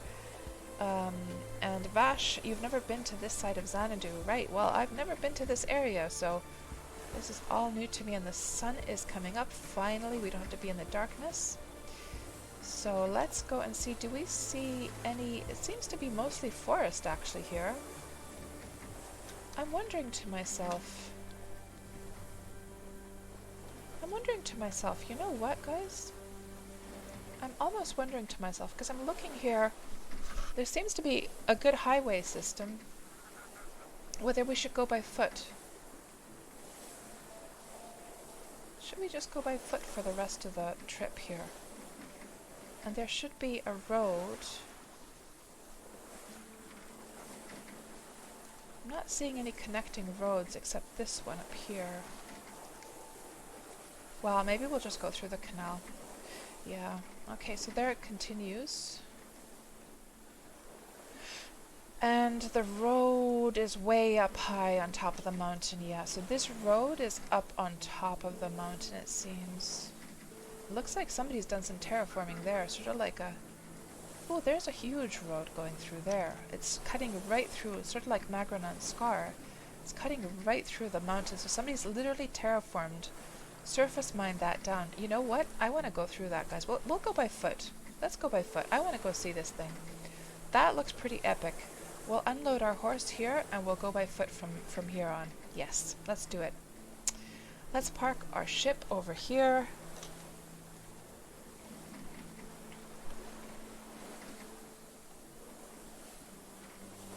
Congratulations, Gawainian. You're a forum mod on the forums now. Congratulations on that. I can imagine that is not... I can imagine that is a lot of work to do that kind of stuff, and quite stressful work as well. So a big thank you to you and the other forum moderators for keeping our forums friendly and clean. This is within the perimeter of Hermit's Rest, so we're gonna just unload our creature cage, get the horse out from that stuffy cage. That poor horse has been in there for hours now. We'll put our saddle onto the horse and everything.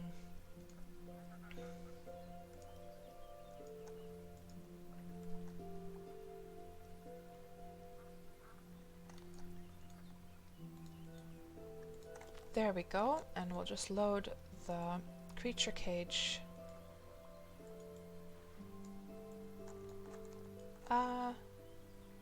Yeah, it is anchored. Okay, interesting.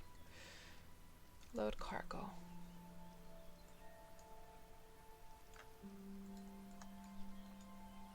lead. And since my horse is branded to this server, I can simply, we don't have to do any taming, we can quite simply just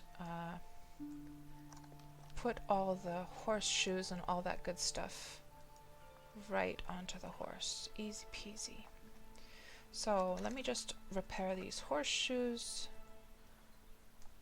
and put them onto the horse,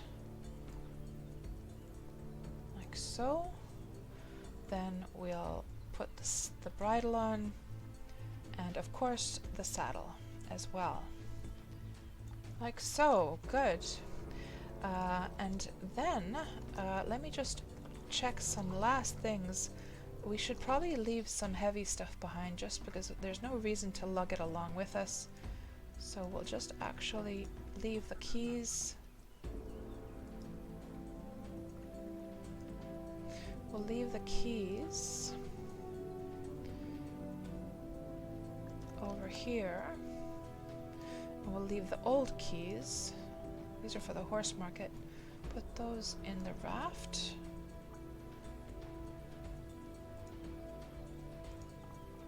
Put the old gate locks into the raft as well so they don't weigh us down.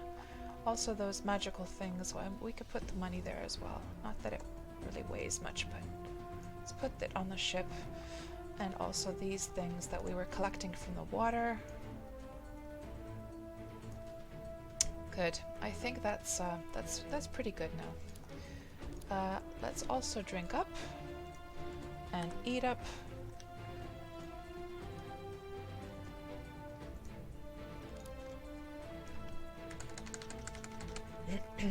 Good. Let's check out this amazing highway that's just cutting right through the mountain there. Looks like lemons are in season, by the way. So if anyone wants to make lemonade in Wurm, here's your chance. Yeah, looks like not much is going on at this place, so we're just going to start going. Look at this, guys. Imagine the work it's been to create this highway. So that's just a very good example of how players can terraform and just literally cut right into the mountain. And of course Magranon's Scar is the best example of that. And there does seem to be something going on over there, but nothing too big, so we're not going to bother. And we came, guys, the tunnel that we came through was this mountain, that long tunnel.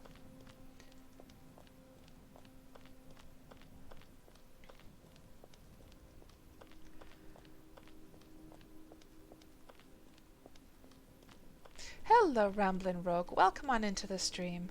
Good to have you join us. So this is Wurm. You have it, but you never played. So Ramblin', do you have Wurm Unlimited, perhaps? Is that abandoned, by the way? No, it was actually deeded, but there's lots of crap like laying around at the hermit's place. I did see the deed thing come up. So Ramblin', yeah, is it Wurm Unlimited that you own, or is it like actually Wurm Online, the MMO version? I'm guessing you have Wurm Unlimited from Steam, right? Wurm Online, the MMO version that we're playing here, is actually on Steam now as well, by the way, but it's free to play. I should have the sign, J Popper. Thank you for the reminder. I do have a sign, yes. And J Popper, did you receive the yellow potion? I did send one with Malena to you. So here, so we are going to use this thing because what we need to get to,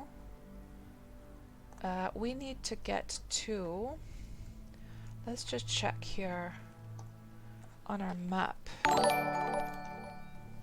Thank you so much for the follow, Spy in Black. Welcome on into the stream. Are you a Wurm player as well? Or just popping in to see what this game is all about? So we need to get to this place. And if we look at the community map here, is there a town that's close by? Let's see, can we find North Wind Cove, 2 silvers, or Dawn's Light on the find route tool here?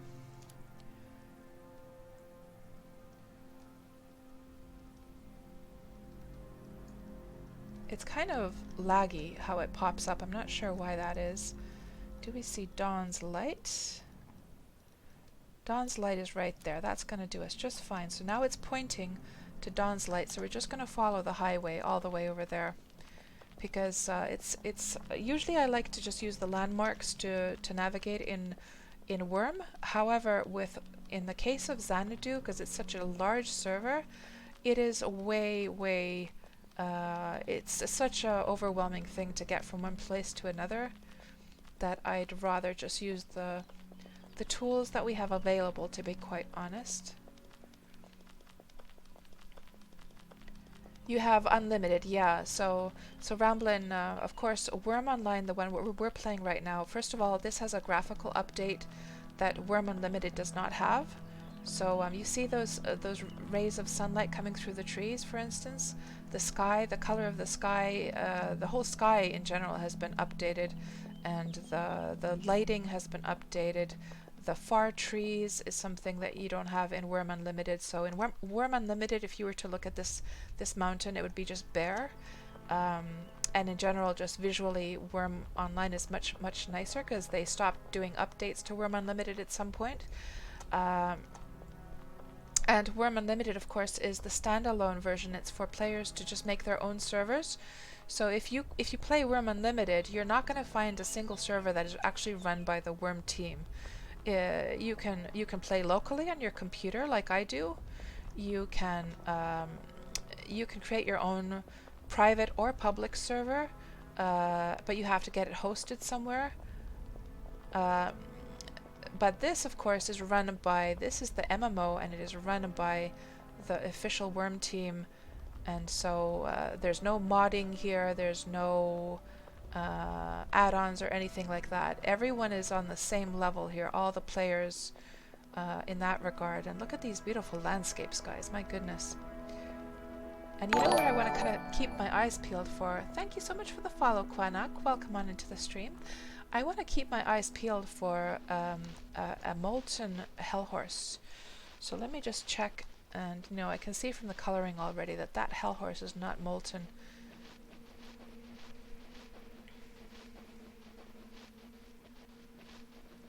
It's up on the wall. Excellent, J-Popper. J-Popper has been collecting yellow potions from players. So if you want to get your yellow potion up in J-Popper's famous potion wall, be sure to send him a yellow potion, and I'm sure he'll be happy to share the details of how to do that. And how many bottles did you have now, J-Popper?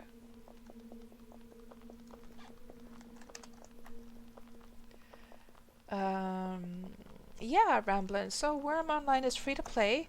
Now the technical differences from Wurm Unlimited is, of course, with Wurm Unlimited you just buy the game and then you don't have to pay any subscriptions or anything. With Wurm Online it's free to play, to download, but your skills get capped at 20. But the progress is a little bit slower in Wurm Online. So by the time you get to your skills to 20, you will already know at that point whether you want to play or not. So there's really no risk in downloading the game. And that is a long highway, guys. Look at that. And look at these landscapes. Holy moly. We're not going to bother with those mobs along the way. And actually, let me just take her off What game is this? aggro mode. I don't know, but it looks awesome. It sure does, boys. It does. And those plump little lemons look so tempting. I really feel like stopping to pick some lemons, but we have other things to do, right? The lemons can wait.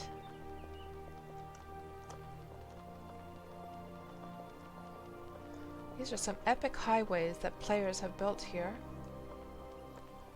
Let's just look at the landscape as we start to go up. And Spy in Black, this game reminds you of RuneScape. Yeah, I mean, RuneScape, of course, is a game that... so I started playing Sandbox MMOs back in the late 90s when I started playing Ultima Online. And I do believe that RuneScape is very much sort of influenced by Ultima Online. My sons were playing RuneScape back then, and I gave it a little bit of a try. But since I was busy with Ultima Online, I didn't really take too much interest in RuneScape. Looks like the apples are also in season. I think Du Jensen was actually mentioning that. The apples are in season as well.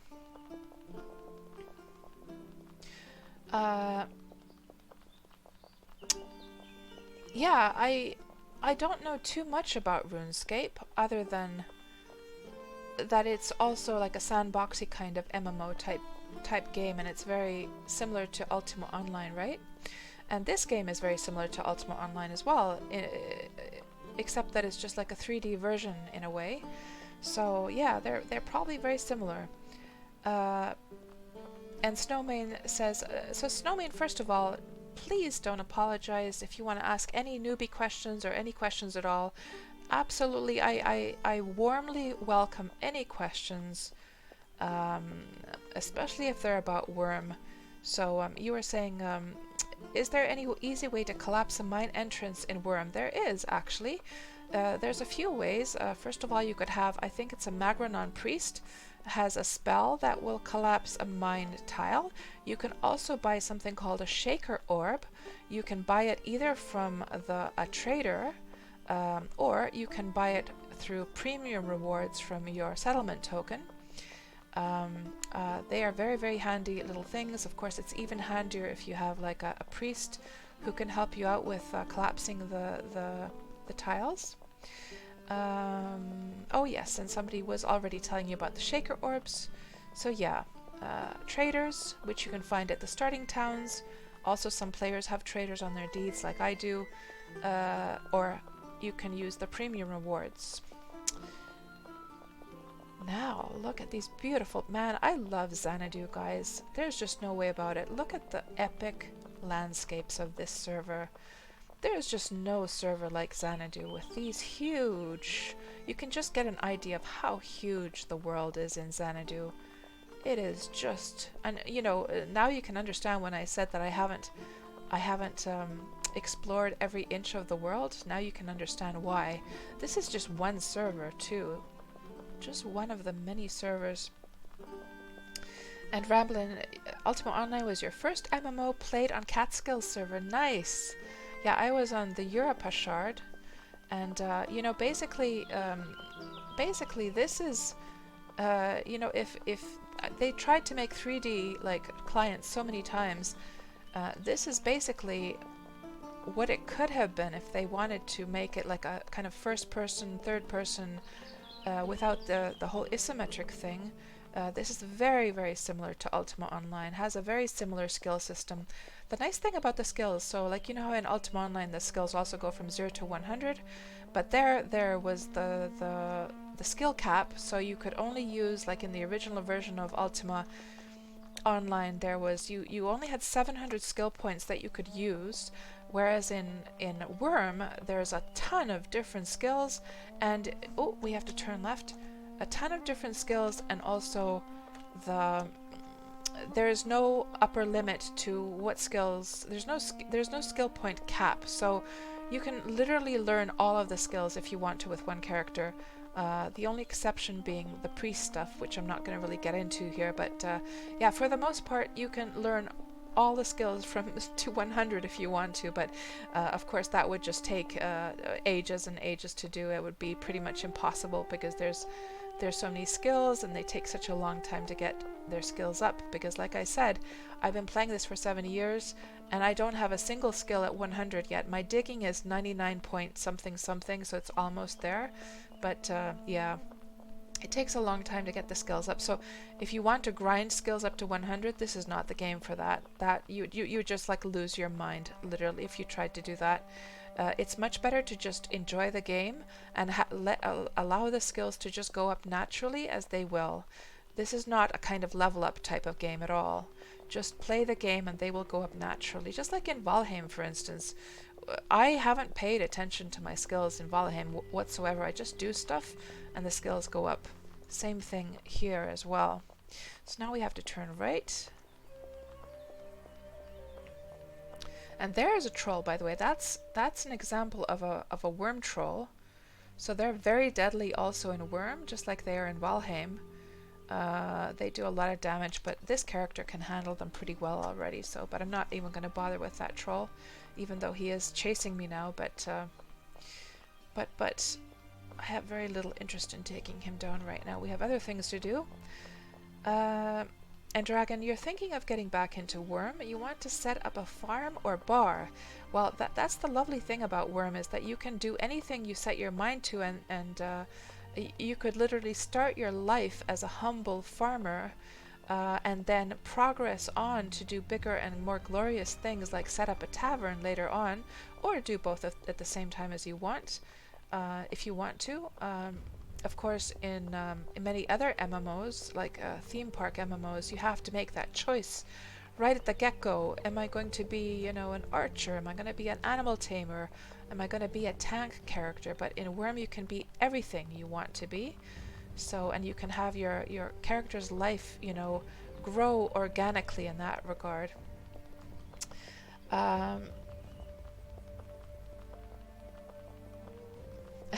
Parser likes independence more than. Are we the factional Xanadu. fight brothers? Yes. Yes, we are. And Scar the Vulcan says, "UO gang, rise up! Europe here too." Oh, you are on Europe as well. And Scarred, you're actually playing Ultima Online Free Shard right now. Nice. Which one are you playing, Scarred? I've tried UO Renaissance. The other ones, I know that there are many different. Somebody's put a ship up there. There's the Caravel. That's the largest ship you can make in Wurm.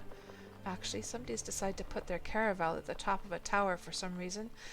And what did I mean to say? So let's just see what we can find here. What is this place? Is this like a player town, or is this... Let's see what we're entering here. Linton Market, I see. So this is one of the starter towns.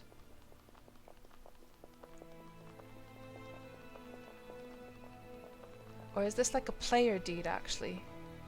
Or is this actually... Because Linton is the actual starter town, right? This is probably a player deed, isn't it?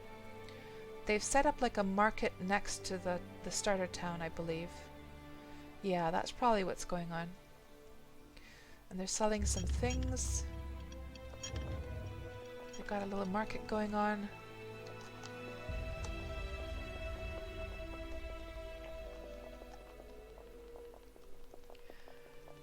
What was I was going to say something. Hello, Crizzle. Welcome on into the stream. We need to keep on going this way. Okay. And this is probably Linton, actually. Let me just see. This is one of the starter towns. Village of Linton, yes. That's right. So they have like a chess... Is this the one, guys, that the Factional Fight Brothers made? Because I remember they have made a starter town.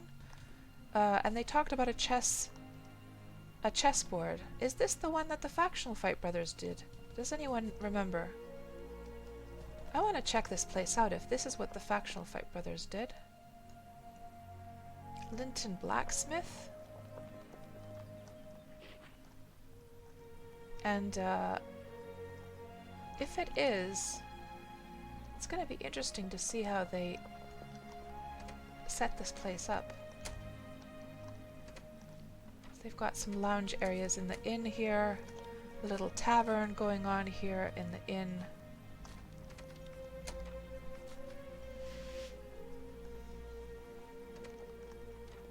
So you usually hang around on UO Hybrid. I see, Scarred. You're playing a more modern style one. UO Singularity. Oh, I see.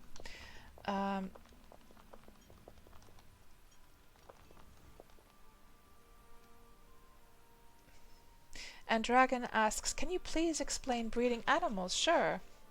I sure can. So there are domestic docile animals that can simply, you don't even have to have taming skill at all.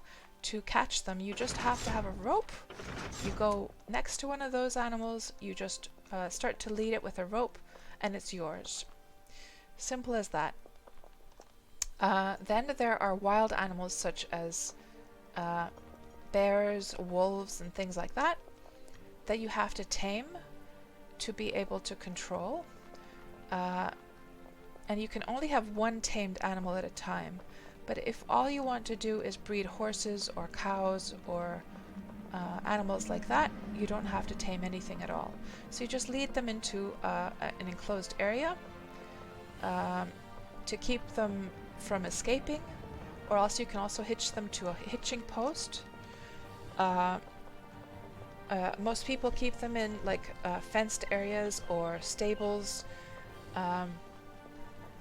And then to actually do the breeding, obviously you need a male and a female, and then you just use the rope to lead one, take it next to the other one, and right click the other one and choose the breed option in the context menu.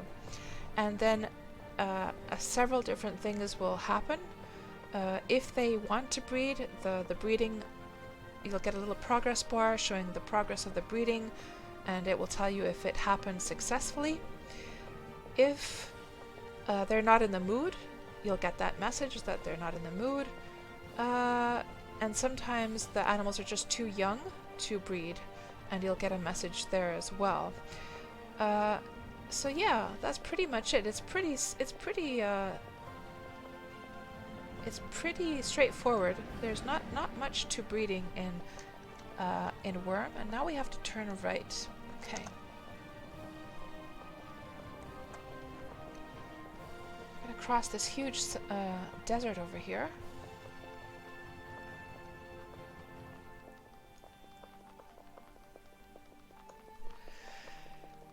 Let's see.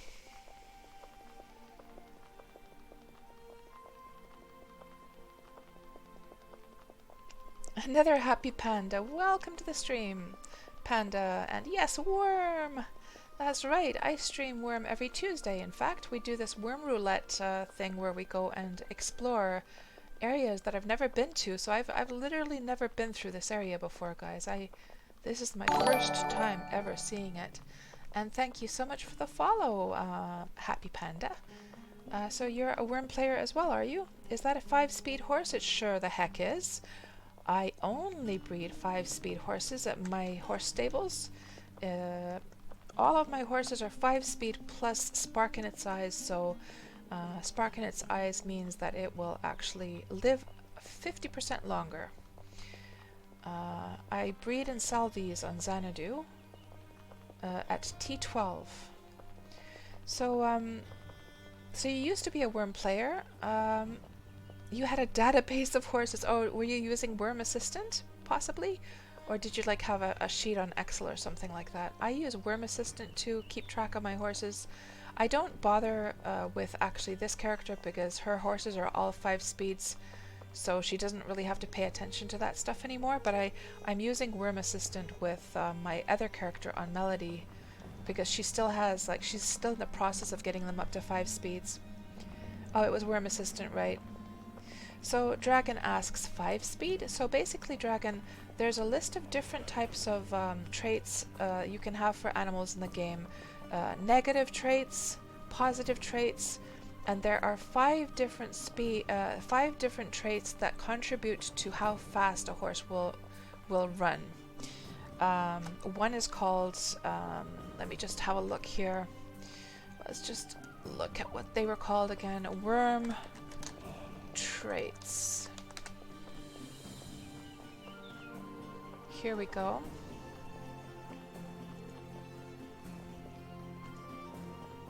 So, for instance, let me just stop so I don't go too far.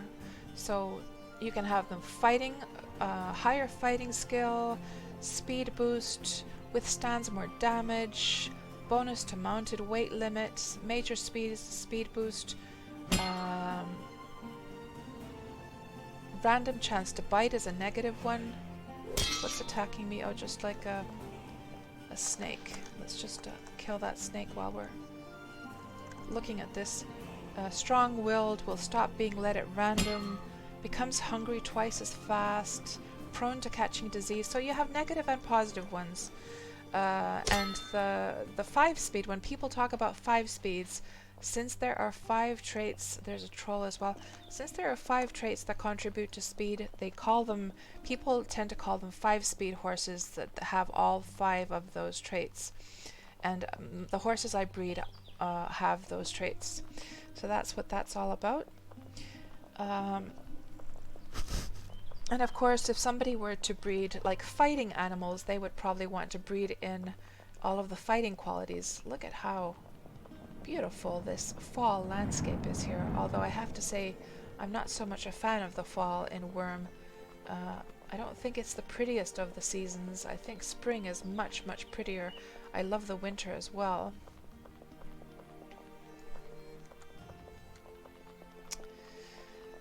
Yeah. All right, Panda. So you got to 5-speed horses and then you quit. Oh, I see. So was it sort of like that you had reached a huge goal that you had been working towards, and then once you reached it, it felt like, okay, what am I going to do now? Like did you get a feeling of kind of being deflated after that, or why did your sort of your interest dwindle after that? Weeby says, damn, that road must take 1 hour driving a wagon up that. Yeah, for sure. So Spy in Black asks, are those traits random when you breed?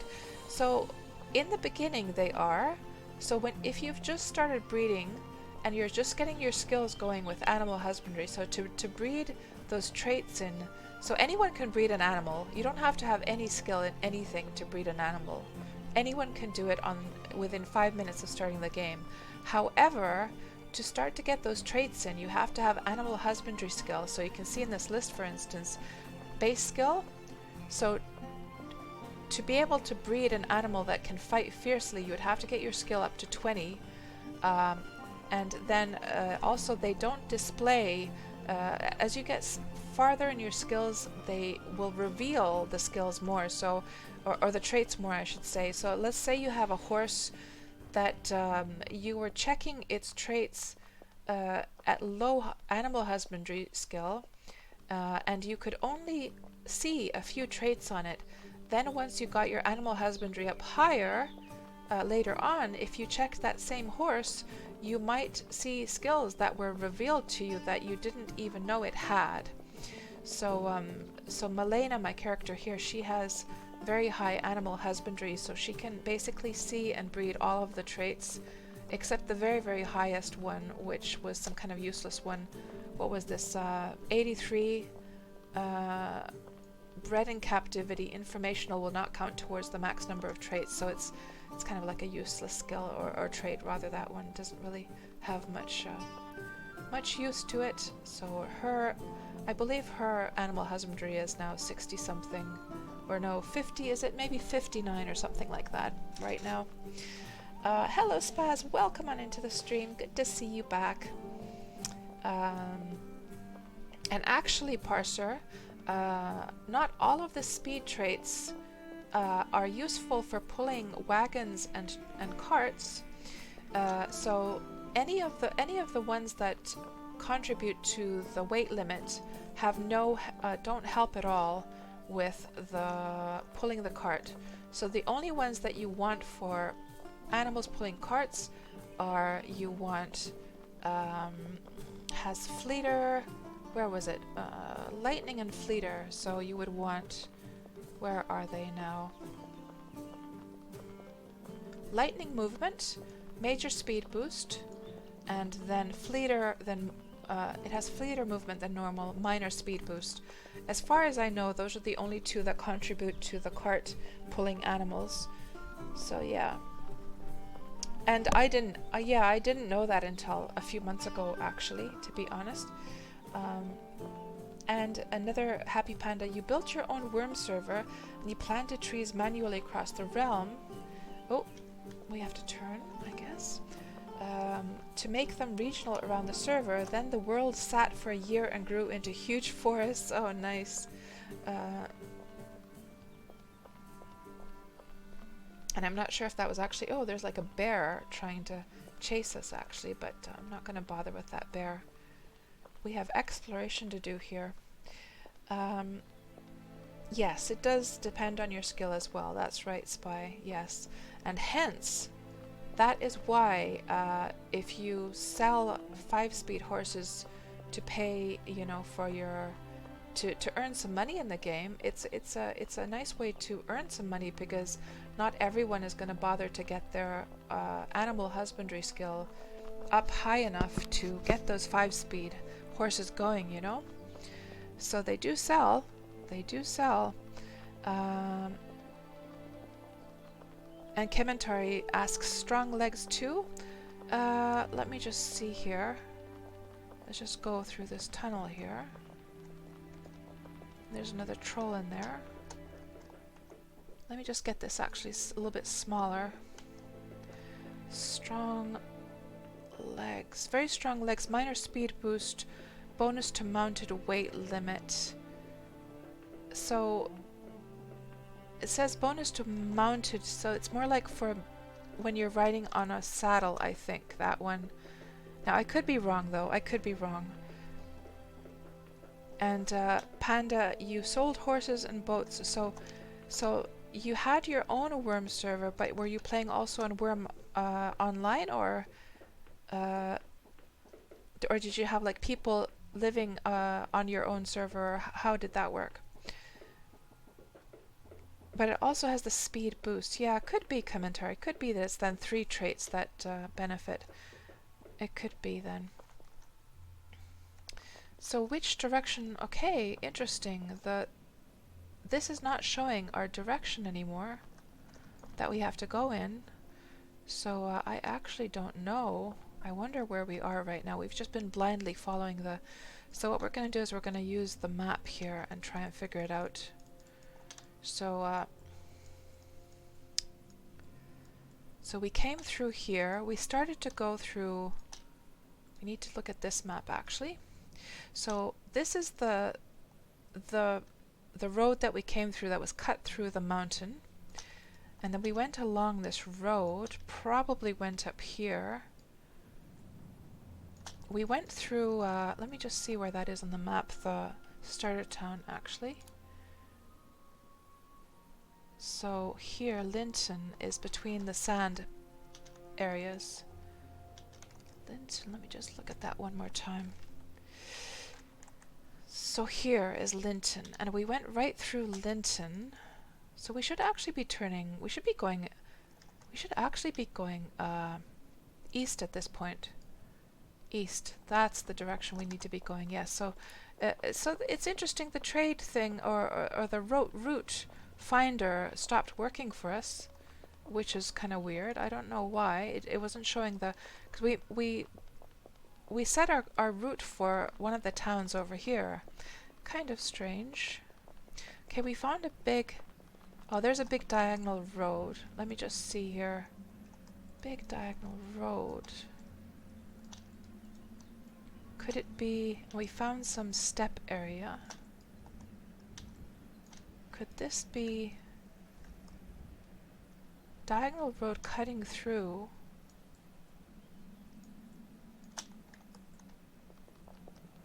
Huh. Cutting through steppe. I'm not seeing any area like that. I'm seeing this, but that's all forest, and this is the 2021. Maybe it's... I'm not quite sure where the heck we are now, guys. To be quite honest.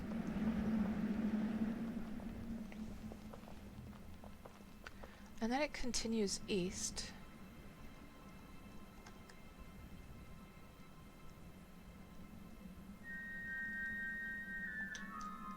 Let me just look at this again. If we went through Linton, which is here, so right there, and then we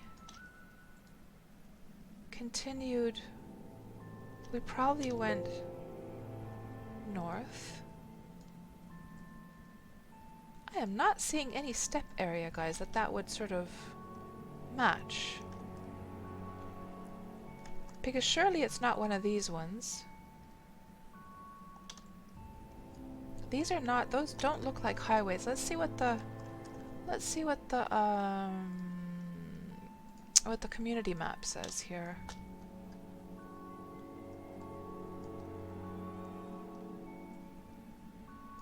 There's Linton. There's again that diagonal one, but again it is actually forest on either side. How strange, unless it's this one. Maybe we're here then.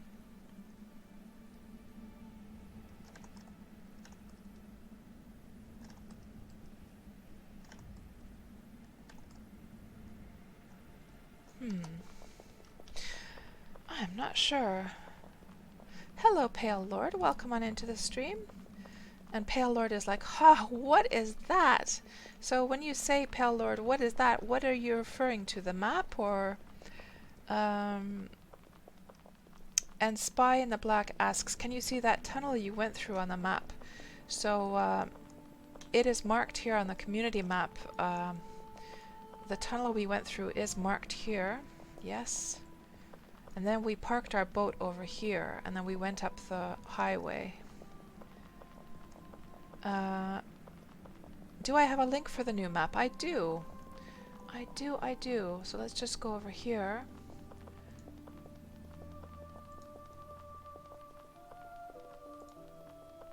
The new map dumps were just released a couple weeks ago.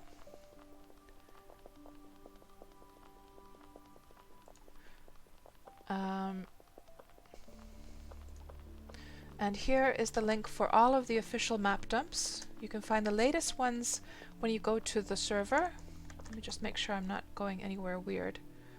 So you can go to the server, for instance, in this case we're on Xanadu, double click that open. The latest one is the one at the root, so this was 2021.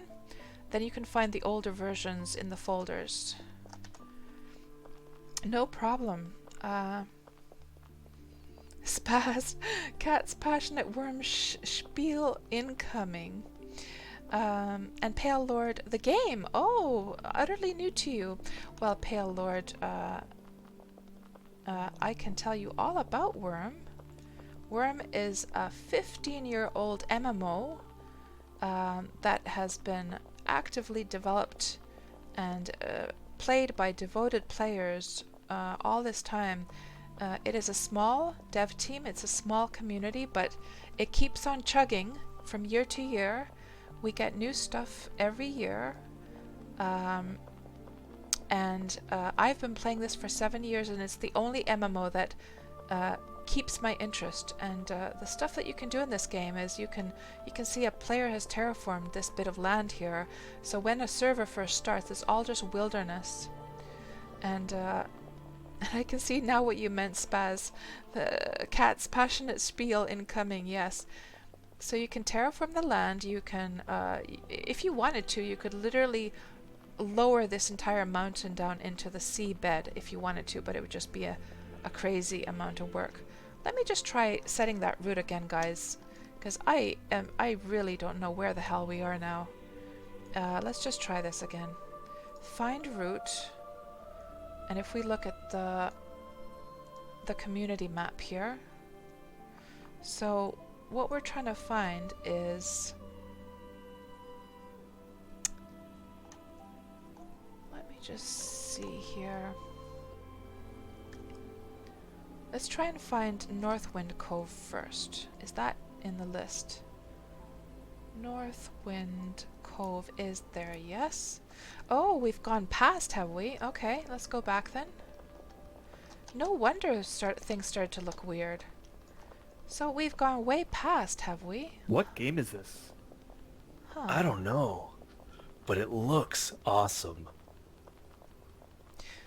So you know what? We might have actually gone through here just a moment ago. And what we're looking for is this spot. So actually, you know what? I think I know where we are now. Let me see here. Do we see sand along the edges of the... Let me just check on my map here.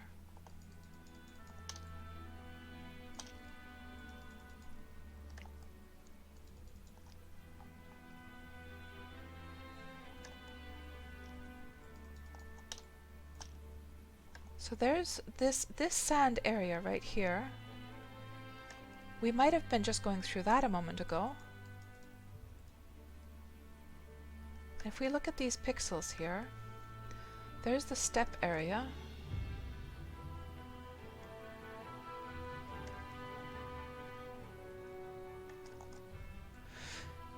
And we see a road that is lined by sand.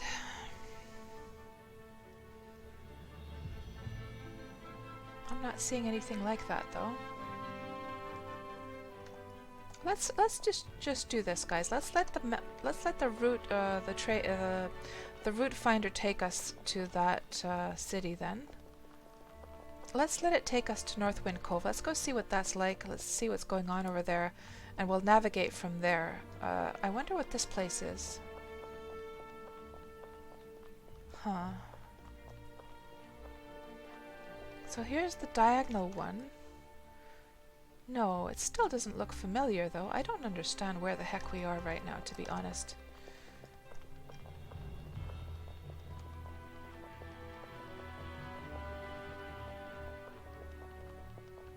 And Pale Lord asks, does it have proper role-playing? Well, I can tell you, Pale Lord, that the Wurm has all of the possibilities for creating amazing role-playing opportunities, just because you can build vast cities even just with one account.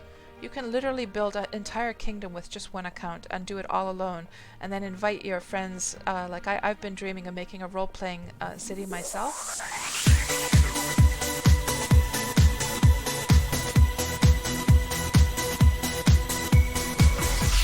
My goodness gracious, thank you so much for that raid. Sincerely, Jerry, and welcome on in, everyone from your stream. My goodness, are you a Wurm player as well? Sincerely. And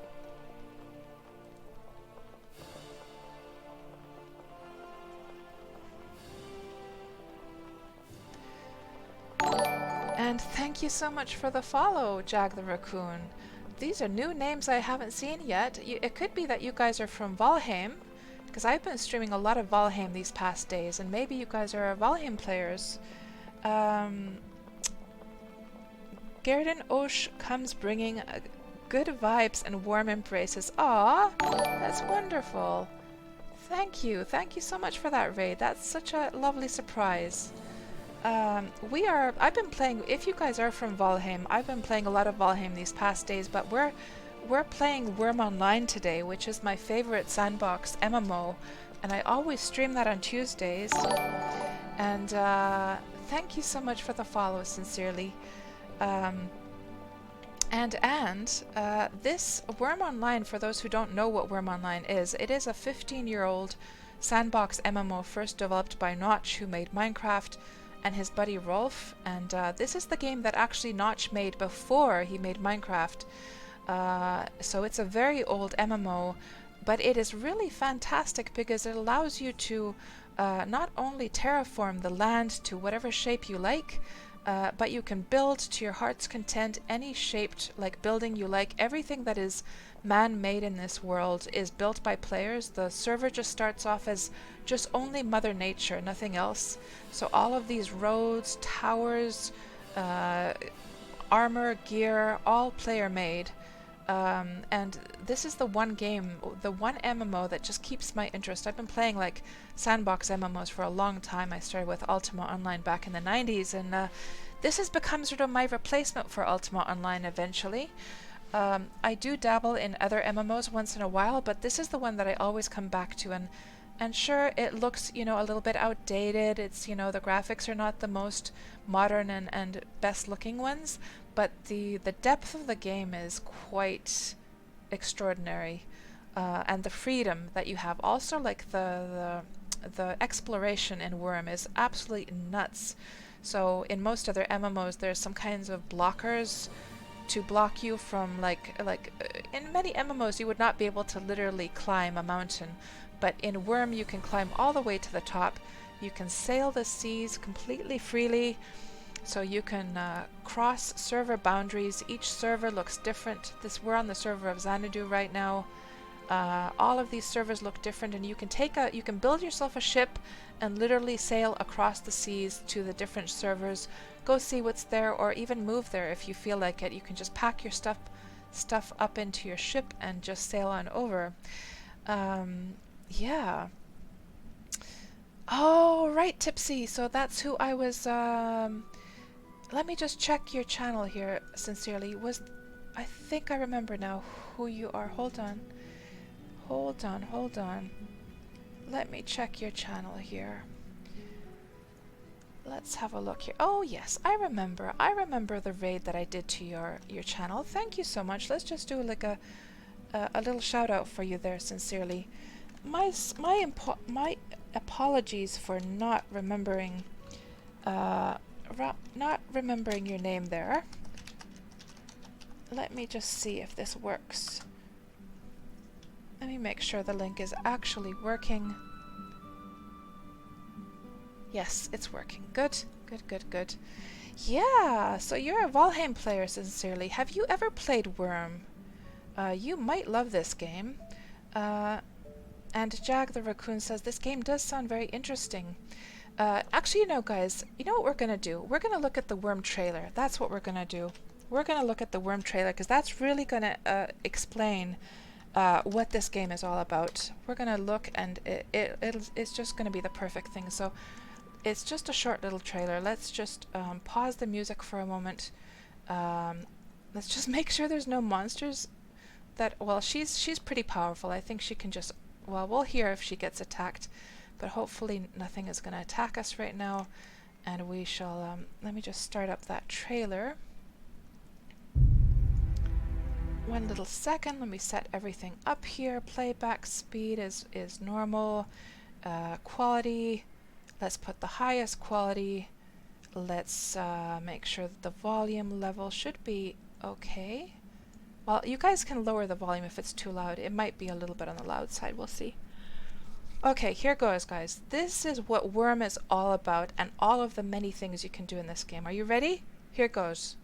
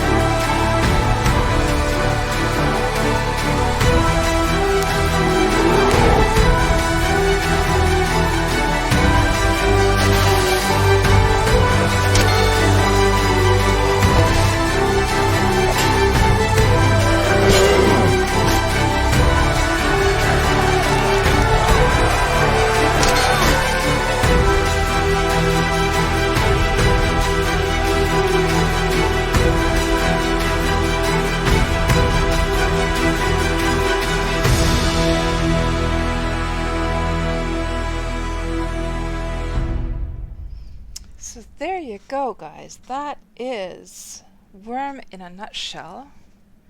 Let me just get this shut down here. Looks like nobody attacked Malena meanwhile. And... oh, hold on. Let's just shut that down. Get the music going again. There we go. And... let's get those panels. I'm sure it was probably too loud, wasn't it? I should have adjusted the volume of the video, so I'm sure it didn't. I hope it didn't blast your ears off, guys. So, okay, back to our adventures, and yeah, that just showcases, that trailer showcases the many things you can do in Wurm, and that's just like scratching the surface, quite honestly. Oh, it was fine, Scored. Good to hear. And Celebethel, it looks like your favorite game, Wurm. Yeah. So Celebethel, are you a game? Have you been playing Wurm for a long time? And where were we going? We were actually going up the hill here, weren't we? It was a perfect sound level. Excellent, Atomic. Good, good, good. And Spy in the Black, hype it up, yeah. And Spaz, that music gives you the feels. Oh, good to hear. Now, yes, we were trying to find this one city, guys. We're kind of lost, actually. That is one of the joys of Wurm, is that it doesn't show you on the map where you are. So you kind of have to figure out, you know, looking at the landscape to try and figure out where you are. And we're literally lost right now. I don't actually know where we are. And hello, Decimus. Welcome to Wurm. So you just started playing recently, have you? Did you? What server did you start on? So here we have to go through a tunnel to get to Northwind Cove. Okay, let's go see what we can find.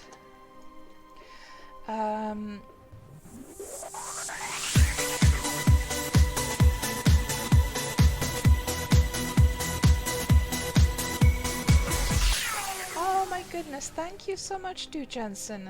Du Jensen has gifted a tier 1 sub to Raz D. Thank you so much, Du Jensen. That's very kind of you. And of course, Du Jensen, just, you know, I can't even find words. Du Jensen has been supporting this stream from the very beginning, from when I first started streaming Wurm. It's been now... has it been 2.5 years? I can't even keep track. I think it's been 2.5 years, hasn't it? Oh, this was the tunnel you were asking about before, Spy. Right. This tunnel. So let's see, actually. Is that marked on the map here somewhere? Because I don't actually know where the heck we are. But you know what? I'll tell you what, Spy. Let's do this. Let's let the route finder take us to the town. Then we'll know where we are on the map. What does this sign say here? And thank you for the follow, Razd. Hellhound Trail. Hellhound Trail. I'm not going to bother with these monsters now. Hellhound Trail. Is that marked on the community map? Let's see. Hellhound Trail is not marked. I guess it's just the deeds here are marked. Yeah, we have bees. We have beekeeping in Wurm now, Dragon. That's right. We do. And they've been around for a few years. And actually, guys, it is worth keeping your bees close to your crops, because bees get their nectar from the crops, and the crops will actually also, I believe they yield more harvest if you have bees nearby. So it's worth keeping the two together, actually. So yeah. And let's see if we... it looks like we came just way too far, guys, because if it's taking us this long to get over to that town, we overshot the mark, I think. I think we were just blindly just running along. I really do not know where the hell we are right now. So Parser says that bees were added November 2016, right? So, and Crizzle, bees are a crops breeding program, so to speak. Yes. Yes, indeed. Let's get her out of that silly fighting stance. And Exon says that's just the name of the highway to Greymead. Hellhound Trail, I see. So we're backtracking Hello, a my name's little Brian. bit. That's my brother Adam. Wait. I think we're on the wrong stream. So you know what we're going to do, guys? Let's just take down these mobs here.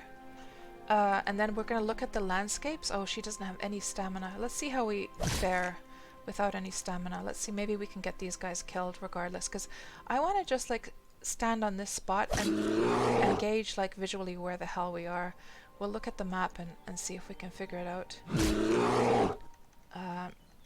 The only problem is she has no stamina whatsoever. It's completely empty right now.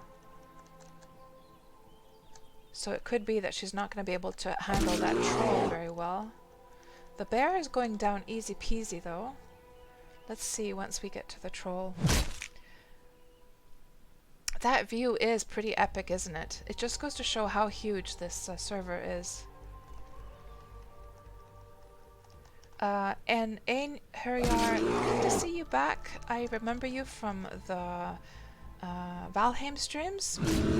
So you tried to get into this game several times, but you got so overwhelmed. And you quit. Too bad, since it's your kind of game. So here's something to sort of know, Ain Heriar, is that Wurm is... How can I say? How am I going to put this into the right kind of words? It's very... First of all, let me just talk about, like, easiness level, okay? So, in most other MMOs, you have a sort of quest line to sort of take you by the hand and show you what to do. Wurm doesn't really have that. It has like a little tutorial in the very beginning, but it doesn't hold you by the hand. You have to think of Wurm like it's a survival world. Like, try and imagine, you know those shows where they helicopter somebody into the middle of the wilderness and they give them just a few tools and they say, okay, go out there, try and stay alive. And when you come into the world, you know, you have to start thinking about, like, you have to think of it logically. Okay, so I'm starting to get thirsty. I'm probably going to have to find a source of water. I'm starting to get hungry. I'm probably going to have to learn how to make some food. What can I make food with? Monsters are chasing me down. I probably need to make myself a little shelter. These are the kinds of things that you think about when you first start the game. And when you first start, it is really actually like... what I was going to say is that in most other MMOs, things start off super duper easy, and then things get progressively harder as you level up. But in Wurm, it's kind of the opposite. So when you're just a newbie character, they can't make many things. Anything they do try to make takes a long time. They keep failing as they're trying to make the items. It's very tedious, it's very slow, it's very complicated. But then the more you play and the higher your skills start to go, the faster the timers go, the less you fail. Like at my level, for instance, she doesn't really fail at all anymore. And the timers go super quickly. And then you also, the higher your skills get, the more items open up to what you can make. So essentially the point I'm trying to make basically is that Wurm, the more you play it, the better, the easier, the more pleasant, the faster it gets. It just gets more and more fun as you get into it. And unfortunately, it is those first couple of weeks that are the most tedious, slow, painful times. And it is a fact that for most people who come into Wurm, that initial hurdle is too much for them to handle. They just can't. Oh man, she's definitely going to have to go and heal up. See, this is the problem of trying to fight a troll without any stamina. So I'm just going to go down here. Let's grab that. I'm going to go to this even spot because that's where she can regain her stamina. She can't really regain it on the slope there. let's get some cotton going here. Where's my cotton? Here.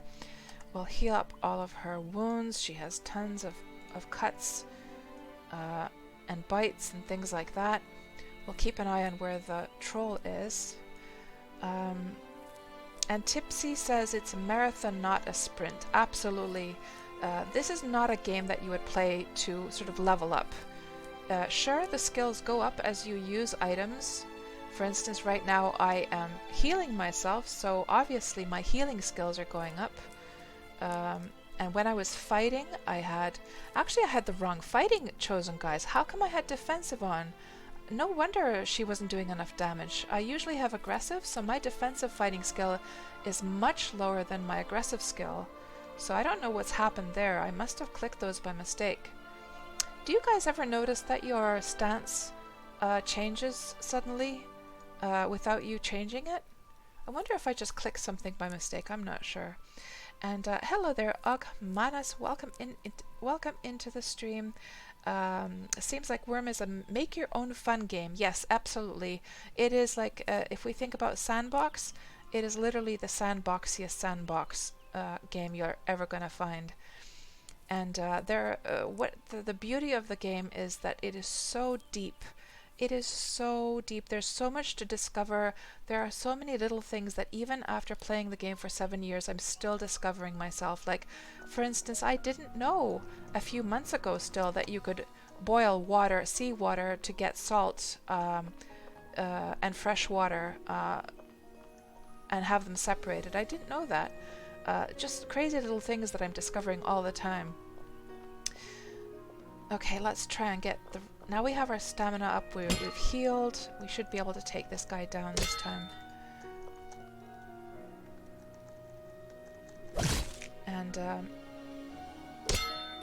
And Parser says, you think that the new journal system? Yes, there is a journal now. So there are these sort of, you have your tutorials, you have first steps, things to do when you first started out. And I'm pretty sure, guys, that I'm going to be able to get this troll killed easy peasy now that I have my aggressive stance turned on. My aggressive fighting is 64, whereas my defensive fighting was only 24 or something like that. Let's do a focus here. So Dragon asks, do you know of a community you can join to get your feet back in? So Dragon, I recommend checking the forums. If we go to the Wurm forums, and I think we killed him now. Yeah, let's see if he... Oh, there's something after me, a little goblin guy. Well, he's easy peasy. We're gonna... Oh yes, you just squiggle your... Make your little squiggly sounds as much as you like, little goblin. And he's an alert one as well, so he's a little bit of a harder one. But he's easy peasy. Let's see if these guys have any recipes for me. No recipe on him. No recipe on him. And I'm just going to bury both of them. I could butcher them to get some materials and things, but I can't be bothered right now. I'm just going to bury. When you bury them, you have a slight chance to get some silver. So yeah, and now that we killed those guys, we can just check and see if we can figure out where the heck we are now. So we see two big mountains over there, which are these, probably these two. And we're just almost at the top of another mountain over here. We also see that there is a desert way over there, which is probably the Linton one. Okay, let me see if I can figure out now. There's a bit of moss over there. Let me just look at the map here in Photoshop and see if we can figure this out.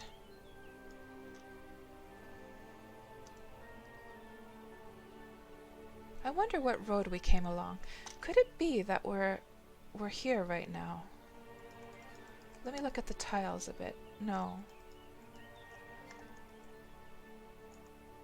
So this is a 2 tile wide. That's not that road, no.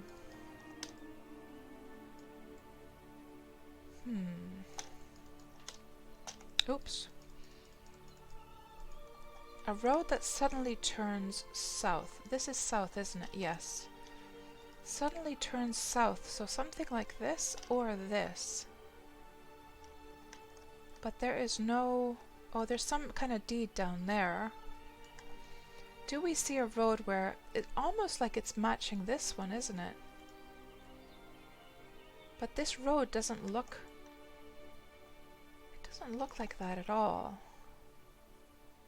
Let me actually... You know what we're going to do, guys? We're going to open the terrain map. Let me just download this. Yes, I'll blame you guys. Let's open this in Photoshop. So this is the terrain map, and it's because the problem with this one is that it's kind of tilted upwards, whereas this one is like the terrain map is directly top down. So let's see, where are we now? Over here. Now it could be... Oh, look at that! Somebody's written chaos. Just what, by changing the tile types rather. It could be this road. There is sand on either side. We're seeing a deed down below. Let me see. Is there like a tar tile over here? There is a cave entrance. You see that cave entrance right there? This is probably where we are now. Is there sand on the inner part here? A few tiles of sand over here. Let's go and see if we can see this word here. That would be just up the road. If we can find this chaos word. And there's the entrance to the tunnel that we came through, by the way. I think that's where we are right now. I want to see this word here. And we should see a road fork out into a little bit of step area here. There's the step. Yeah, I think that's where we are, guys. I think we figured out where the heck we are. We did. So I want to see the chaos thing, though. It just, like, I think that'll be interesting for you guys to see, just like how you can write into the map. So this is a map dump. So basically what the Wurm team does is every year they release the latest map dumps of how players have terraformed the world. And is the chaos up here, actually? Let's see. So here's some sand tiles. Here, look. Here it is, guys. That's probably the K right here. That is the K creating this thing here. So they're just sand tiles. Look at that. And the E should be right next to it. Yeah, there is the E, I think. And that's the Y.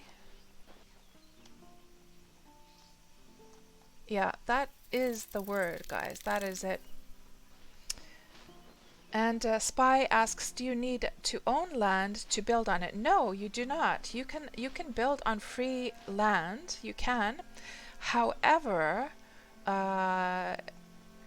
even though nobody can break down your house, any items you leave outside of your house, if you leave, you know, I don't know, maybe an anvil, well, unless you plant it, but if you leave just like stuff laying around outside of your house on undeeded land, people can take it. Also your house is going to decay slowly. So although your house is secure, 100% secure, it will start to decay, and you'd have to like fix it. So it is much better to actually own land, because then it will stop all decay. It is much, much more pleasant to own land. But yeah, if you want to try the game out and build a little house, you can literally build a house on just like if I wanted to, I could literally, guys, I could literally chop down these trees, get a little bit of lumber, gather some iron, and just build a house right here if I wanted to, right now, right this moment. And that's the road that went upwards. So yes, we are right here, guys. That's where we are. And so if this is where we are now, let me just mark this so I know, so I can keep track. And the spot that we have to get to, let's just look at this again. The spot we have to get to, actually let's look in Photoshop. It's better to do it there. Let me see. Mystery destination. If we zoom into this,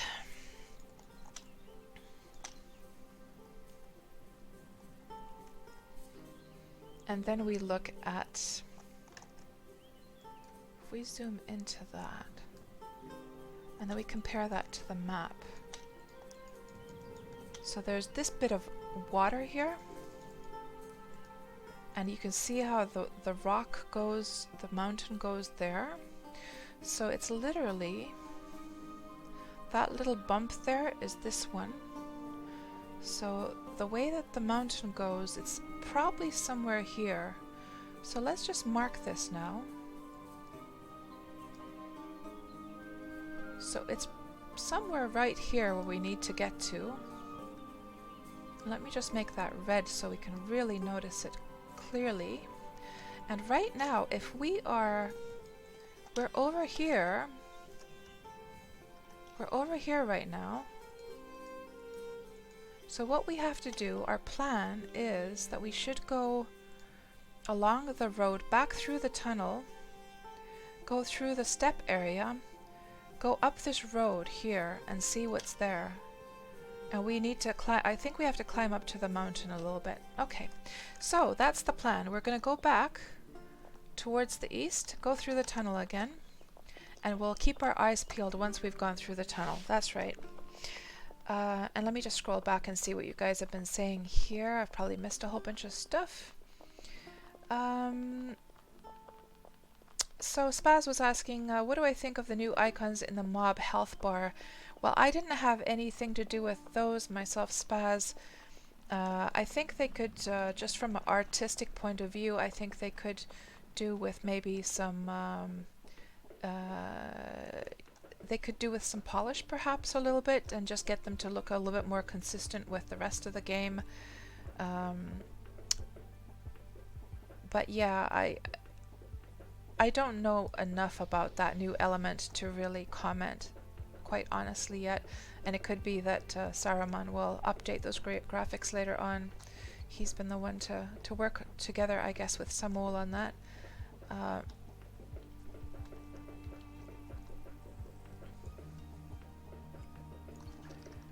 And Parser says, the times you've seen stance change tends to be when you get kicked out of the game for lag or whatnot. So maybe that's what happened to us, Parser, because we had that whole thing that happened in the tunnel. So maybe that's what happened, yeah. So now we got through the tunnel. That is east. And let's just look here. So we came through. We're now we're here, literally. So now we have to just keep on going east. Okay. And Dragon, oh yes, about the communities. I was going to give you the Wurm forums. Let's just stop here for a moment. So if you go to the Wurm forums, there is forums for the new servers, for the old servers. There's recruitment sub-folders for all of these. And then you can first decide which server you want to join.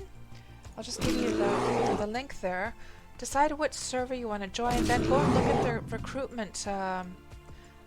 Let's see about, for instance, Cadence. I would recommend for new players, I would recommend Cadence on the new servers.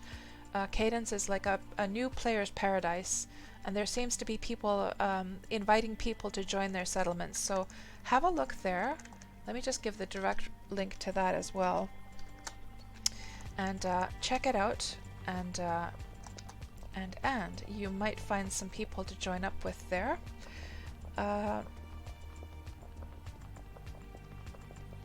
And Einhjar is asking, is there a decay system in place, like abandoned buildings get destroyed? Yes.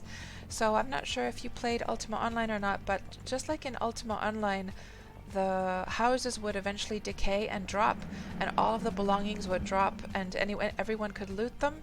It's the same way here, except instead of the house just going poof in one go, it actually takes a long time for it to decay, depending on the quality of the construction and depending on the material that it was built from. So if it's just a newbie who has made like just a simple wooden house, that decays just literally within days or weeks, whereas a stone house built by a very skilled player probably would take years to decay. So it really depends. And we need to focus now. So there is this little side road. That little side road is probably this one.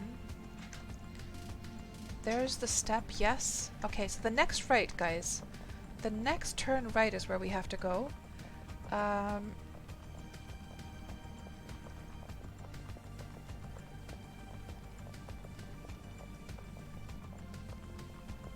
Let's see what else. And Ain Heriar is saying, wow, every bit of land is occupied. Is there even free land for new players? Well, Ain Heriar, I'm not quite sure what you mean here, because you just look at this land, all of this is free for the taking. Everything we're looking at literally here, it's more wilderness than it is like players' land. Look at that. I could just literally start terraforming this spot right now and make a house. So even though I think what you're reacting to is you're probably reacting to the map. However, you have to understand that this is huge.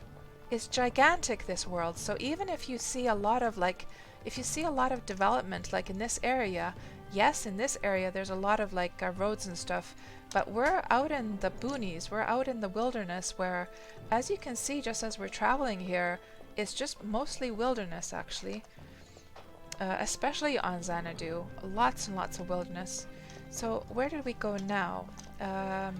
We've just turned to this road, so we have to go all the way to the end of it, and then we have to turn left. Yes.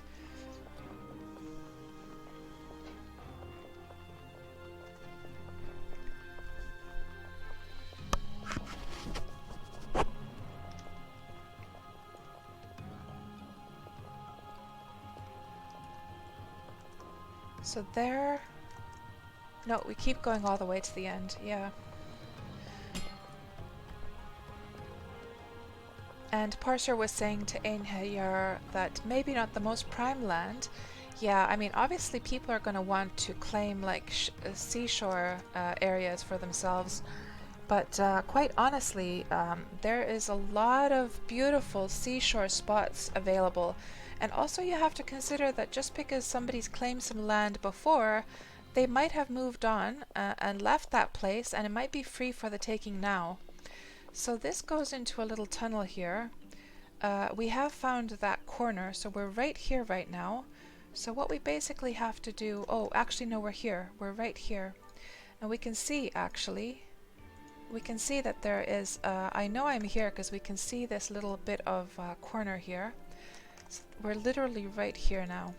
So from here we just go directly south. Just a little bit south. And let's just kill that spider.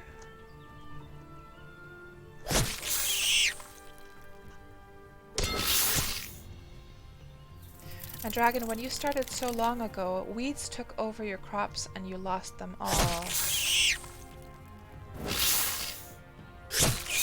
have a feeling that the game sounds are a little bit on the loud side, aren't they? Compared to the music.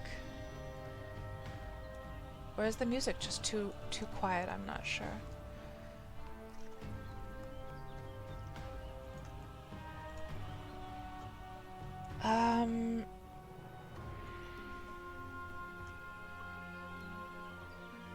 Oh, the functionality of the icon spaz, right. Yeah, to be honest, I don't know myself. I should probably figure out, yeah, I hope they make a post about it, because a lot of people have been asking about those, like how they work, those icons. So what we're going to do is we're just going to go into climb mode here. And there is a scorpion after me. But that scorpion does not scare me one bit. And just to be on the safe side, in case I fall down the mountain, I'm just going to place my my tent here on the ground, so that if I die, I will spawn inside the tent.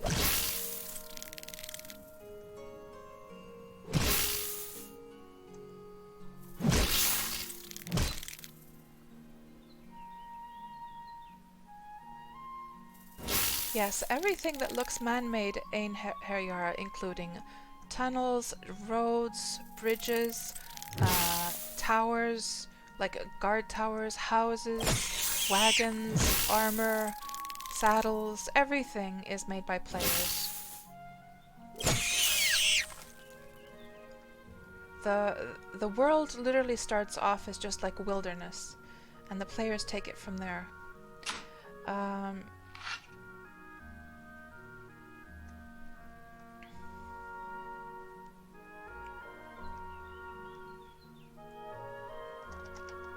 So let's lead the horse. I think I'm already leading. Yeah, I'm already leading my horse. And let's try and find this particular tile that we're looking for. So we have to find the mid section of the midsection of the rock there. And now we have a little kitty cat after us as well. I can't even see the cat because it's so deep in the grass there. Let's make sure not to, you know what we should probably do actually? Let's, before we start climbing, let me just heal up first so we don't have this taking our stamina. We'll heal up that little wound there, or there's probably several wounds. Let's go back to this spot here. Here. And just heal everything up.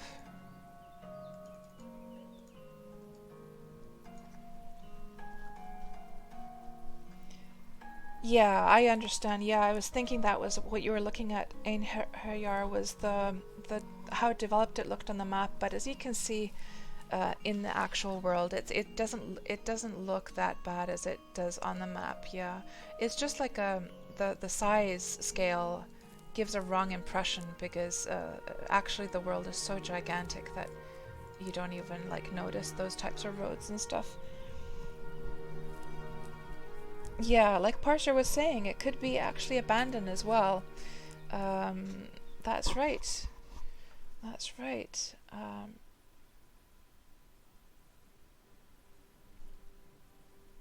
So do you lose anything when you die, Spy? Well, all of your stuff drops into your corpse, so you have to find your corpse to retrieve your stuff, just like in Valheim.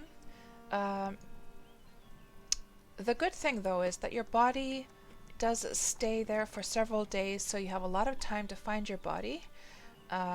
What you do lose though is a little bit of skill, just a tiny teensy bit of skill. To be honest, if I die, I really am not concerned with the skill loss because it's such a tiny fraction that I really am not worried. So here we go, guys. We have to climb along this mountain here. This is now the rock tiles if we just look again at this map. So you see those roads below? There are these roads here. And that is so bright. Let me just make it a different color because it's like so unpleasant to look at. And we'll plant our sign right on the side of the mountain there. So during these Wurm Roulette streams, what I always do is we find the spot that I was trying to get to and I plant a sign that says KatsPurr was here. There's a spider over there. I'm not too concerned, but we should definitely keep our stamina up. Now there is a trick to keeping your stamina up when you're climbing mountains in this game. So basically you drink alcohol, or you can also eat stamina sandwiches. And I do have some alcohol that Kitchi made me. She made me some very high quality red wine. So it's in a sealed barrel. We're just going to unseal that now. And we're going to measure it into a measuring jug set to 1 gram. And we're just going to, let me just put this in a different order. Like so, that's better. So we're gonna drink the wine. Let me just put this into a different folder. Get all of these folders like shut so they're not going to bother me. Let's put all of this stuff away, like so, keep things nice and neat. And I'm also going to put my HP bar over here so I can see what I'm doing. And we have a keybind set to drinking, which is Alt D, so I'm just going to drag this in here. Drip, drip. You can see the stamina going up nicely. Filling up the nice stamina bar there. Good. And now we can just climb. We'll keep climbing down. So we're in climbing mode right now. There's a climbing skill in this game. Obviously, the higher your climbing skill, the less stamina you're going to lose as you climb. We're going to go to about midway of these stone tiles here. Let me see now. I think this would be a perfect spot. Hello, horsey. So, wooden sign. Let's rename it. KatsPurr / Malena was here. February. What is the date today? Today is the 16th. February 16th, 2021. And each of the Wurm Roulette streams, I have planted one of these signs, putting the date. We'll just plant that right there, and if somebody happens to come to this spot, they will find this sign and they'll be like, what the heck? What crazy woman was up here? Here we go. KatsPurr / Malena was here, February 16th, 2021. And yeah. So what we'll do is we'll climb back up to our, and I can just show you how it looks like when she's climbing. So she's sort of walking a little bit slower. We'll climb back up to our, grab our tent, and we'll figure out if we want to do something after that. So let's just keep drinking this beautiful red wine that Kitchi was so friendly to make for me.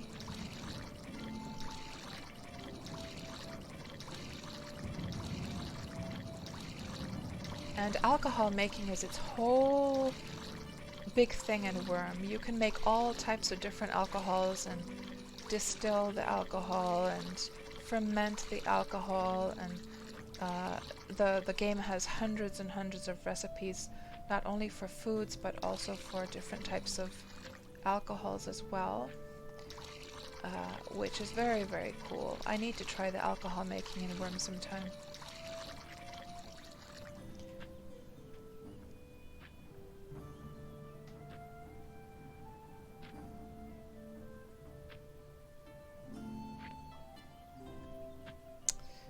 And we need to find our tent, which is right over there, just in case we would have dropped down. Like, what could have happened, for instance, is that one thing that could have... Oh, how come she's... Oh, there she is, just lag.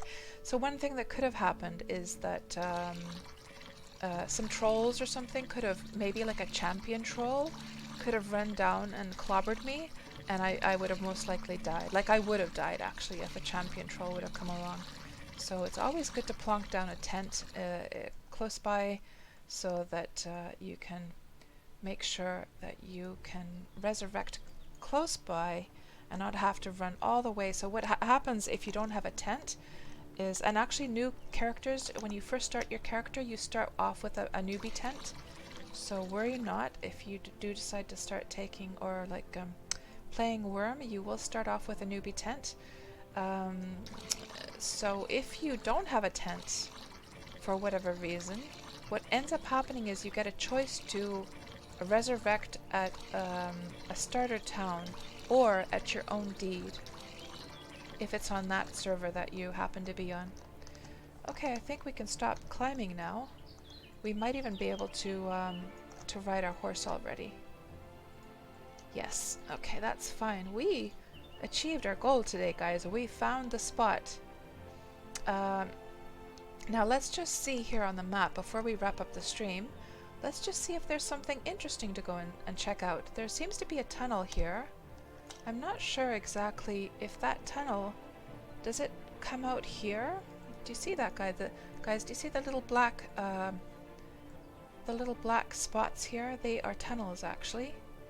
And I'm just wondering if this would take us down to this city here.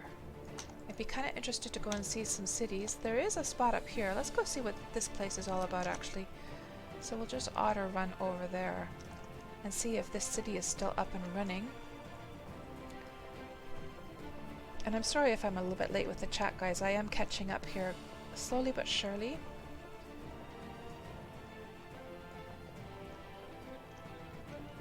And I feel like my mouse is maybe not reacting as much as I'd like. Let me just, mouse sensitivity. I think that's better, yeah, that's better.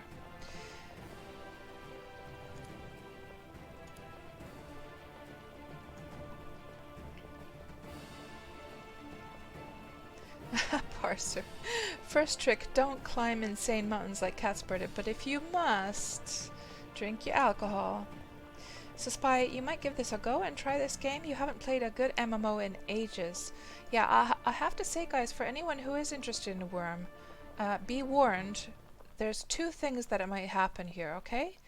Either Wurm is going to be something that you're going to fall head over heel in love with. I fell in love with this game literally, like I've played so many MMOs, so I'm really fussy and picky about my MMOs these days. There are not very many MMOs that are gonna hold my interest for very long these days. I'll tell you this, like honestly. But Wurm is a game that I fell in love with pretty much immediately, and I've almost played it every day for 7 years, almost. I've taken breaks from time to time. Like right now I'm completely obsessed with Valheim, but I know already from my past experiences that I will probably, you know, play Valheim, get it out of my system, and then I'll be back to my normal worming routine. Yeah. There's just something about Wurm.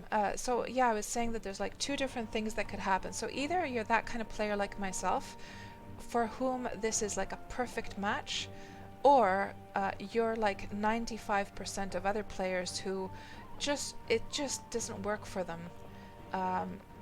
It's not a game for everyone, that is for sure. For a lot of people, it's just too tedious, it's too grindy, it's too old school, the graphics. So the gate is open. I wonder if this is now abandoned. So this is the place that we can see here on the map. Let's go see what's going on here. Yeah, it looks like things are kind of decayed away. We can see the walls have decayed away. This isn't abandoned indeed, guys. Let's see if there's let me just double check. This is abandoned now. There might be some loot around, sitting around. We'll see. And I really need to catch up with you guys in the chat as well.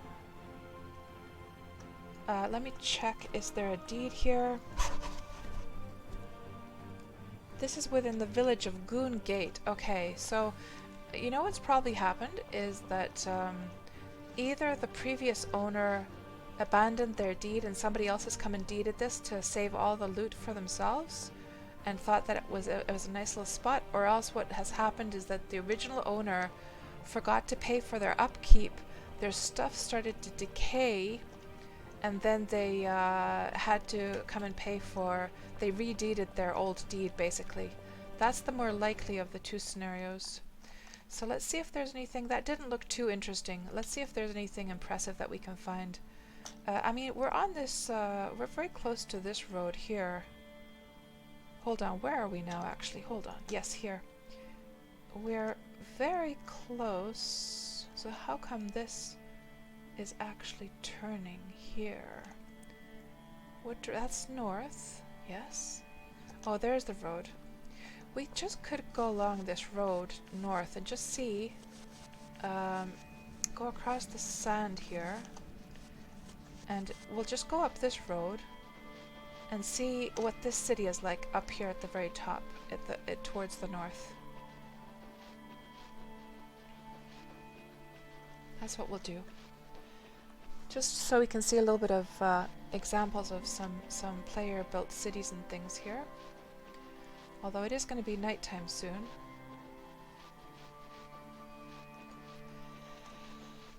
Um, and Ain Harryar was asking, are you so severely gimped if you are not premium, like other games, like Star Wars, The Old Republic? Well, basically the only thing, well, there's a few things, yeah.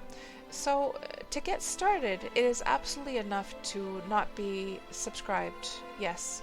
You can just get a very good taste of the game without being subscribed, but once your skills start to hit 20, if you can't take your skills over 20, you'll definitely feel it. You'll feel restricted because to build, like a free player basically can ride cows, for instance, but the cows go super slow. You would not be able to ride a fast horse like this because you wouldn't have the body control. You have to have 21 body control, which is just over 20. A free player can build their own rowing boat, and they can sail it freely, and they can cross the server borders and all that good stuff. However, a small rowing boat doesn't have a very large hold, and a rowing boat doesn't go very fast either. So if you wanted to build a glorious big caravel or Nar or Cog or Corbita or whatever the other ships are, you would have to have over the 20 shipbuilding skill to not only build it but also to command it. So so yes, so it's more than enough to be a free player to get started, but yes, eventually you would want to subscribe. But again, though, like others have said, you can earn the money in game as well. That's how I fund completely my game. I pay for my land, I pay for my subscription through selling horses in this game. So you absolutely can get to that point. It just requires a little bit of effort first, and a little bit of time investment and effort investment first. And I have so much to catch up with. I'm so sorry, guys, that I'm so late here. Let me see what else you guys have said here.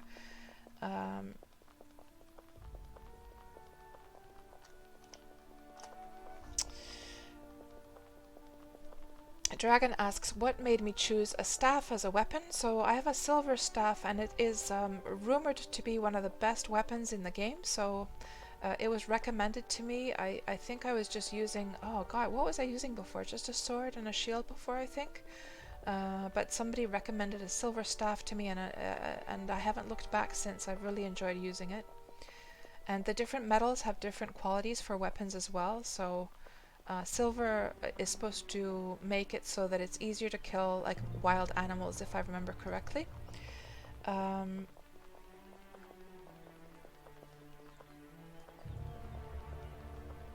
And Crizzle, in your opinion, being a free-to-play player is more for just testing out the game, not for actually playing?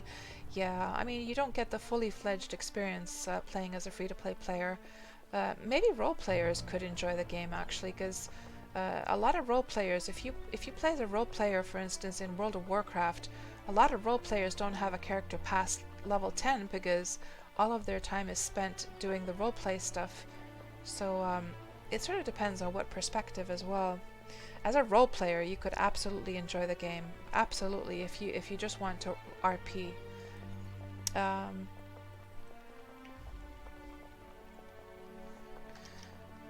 And let's see now. We have now arrived to this body of water, and there's the deed I was looking at the map. So when I said that let's go look at this, that's what that is over there. Let's go check it out. So Parser, you lived as a free-to-play player for mostly solo for over a year. No premium, no deed, no buying tools from other players or the like, and it becomes your job to just maintain, not advance. You found it relaxing.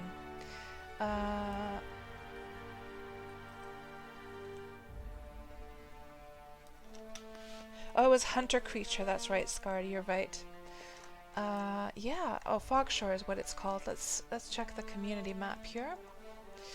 Community map. So we came up to. We went through the sand, didn't we? We went up through here. Here. This is the place, but it doesn't have a name, so it hasn't been added to the community map, it seems. So the mentions in the community map are, and it looks like the doors are locked, so we can't get in, but they seem to have a lot of farming going on here. But nothing too exciting. Nothing too exciting. Is there anything else we could see in the area? Let's see. There seems to be some kind of thing going on at the island over there. And that is probably that.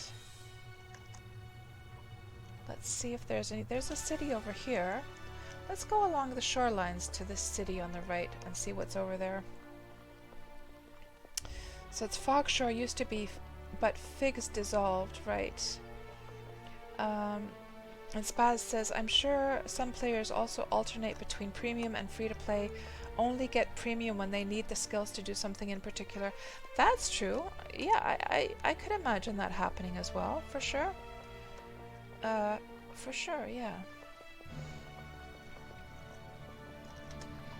And let's just get out of the fighting stance because it looks silly holding her staff up like that.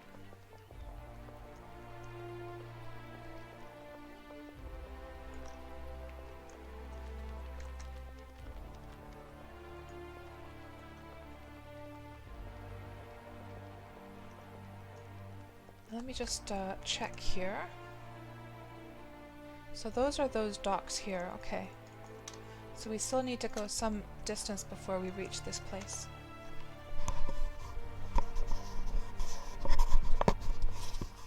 Yeah, that's what I do with my priest alt as well. I have a priest that I only make premium when I have some things that I need to do with her. Yeah. This is, I currently have 3 premium characters. This one, then I have Safarina over on Melody, and I also have an extra character for casting Genesis over on Melody as well. But once I'm able to get all my horses going over on Melody, I don't have to pay for premium for that one anymore. So let me just see here. We're probably at this spot right now, aren't we? Just keep on going through the shores until we get over here. Looks like the road kind of ends at this spot. Oh, there, we can get through here.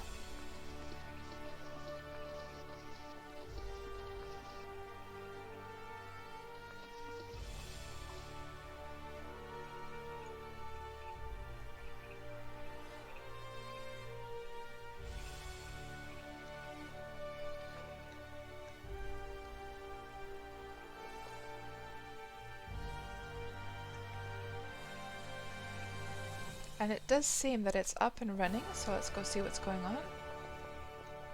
The walls do seem to be up.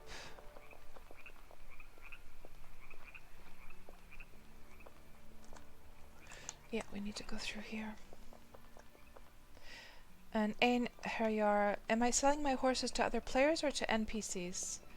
I sell my horses to other players, yes. So what I have, the way I have it set up is I have little fenced areas that each have a gate. I lock the gate with a key. I sell the keys on a merchant. I can set a price for them, and then players come, they browse the horses, they buy the key that belongs to the pen where the horse is that they want to buy, then they simply just open the gate and lead the horse away. So that's how you can do a sort of self-serve like horse market in Wurm, which is a fantastic system. I wonder who first figured out how to do that. So this place here is now what we're seeing here, guys.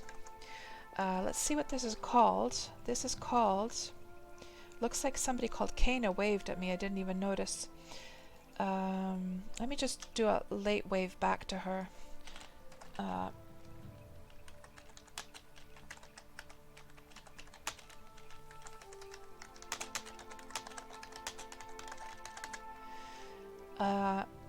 So this is part of the lands of Wurm, so we have to probably go a little bit closer to the deed.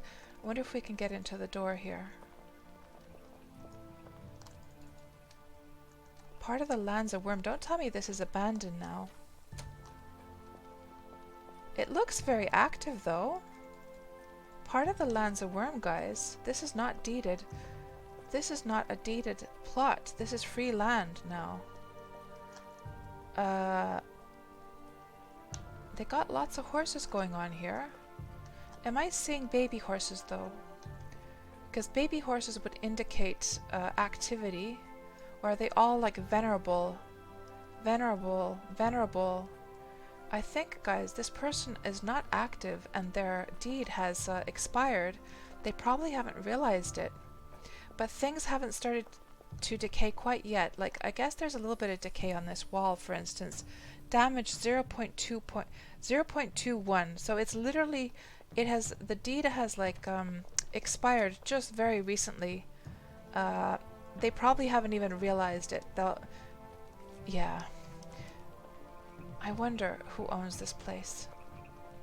Because I'm pretty sure that they don't want to lose their deed. I mean, they've built this beautiful, what is that, workshop? Let's go see the workshop. Maybe they just never deeded, says Spaz. Possibly. But this sized place, imagine repairing all of those walls. I don't really believe anyone would have a place like this and just repair. You would have to repair all of these walls, all of these floors. You'd have to repair all of your forges, everything. All of the containers, everything would start to decay.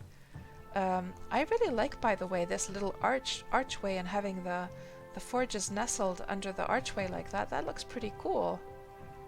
I like it. It's kind of rude for me to go in with my horse like this, but I don't want to lose my horse. So this is the Mad Unicorn. I guess this must be like a tavern of some kind. Yeah, they've set up a little tavern here. Very cozy little place. Oh, I like how they've put the fireplaces like that in the middle of the floor with a fireplace on each side. Let me just go to first person view. That looks pretty cool. Very, very nice. They got the bear rugs on the floor. Let me just turn off the UI here. And they've got a little bar area over here with there's the still for making alcohol. They got some champagne here. And that champagne, by the way, those are rare items because those were available only when Wurm turned 7 years. 10 years rather. See that? So those are literally those you cannot get in the game anymore. So when this falls, if this does start to decay, those are going to be valuable to grab actually. They've got a whole bunch of little items on their shelves here. So I wonder what the story is now. Does this person, and they've got little nooks here for... No, they're a recent player because we've got the checkers board. By the way, guys, for Christmas we got checkers games that actually work. So you can actually play this and you can move the pieces around and stuff. How cool is that? Just like in Ultima Online. Yeah. So they've got the checkers boards going on. So they're active players. But I'm pretty sure that what has happened here is that they haven't realized that their deed has expired. It feels that way. These are also, by the way, you know what, like if I was a meanie, I could just literally, I think I could literally like just grab those. Oh, I can't steal them. Is this deeded now? This is within the village of Adalon. Oh, this is deeded, but they just shrunk their deed size for some reason. Because this is kind of weird now, guys. So this is deeded here. This is deeded within the village of... Where does Adalon stop? You leave Adalon. Okay, so the edge is right here. So for some reason they have decided to shrink the size of their deed. And they've got this stable area off deed for some reason. Huh, interesting. Let's go see what their mine is like. And Kementari says they're probably keeping the old horses off deed because of creature ratio. Possibly. And that's what Tuxie is wondering as well, that maybe that is the reason. Maybe.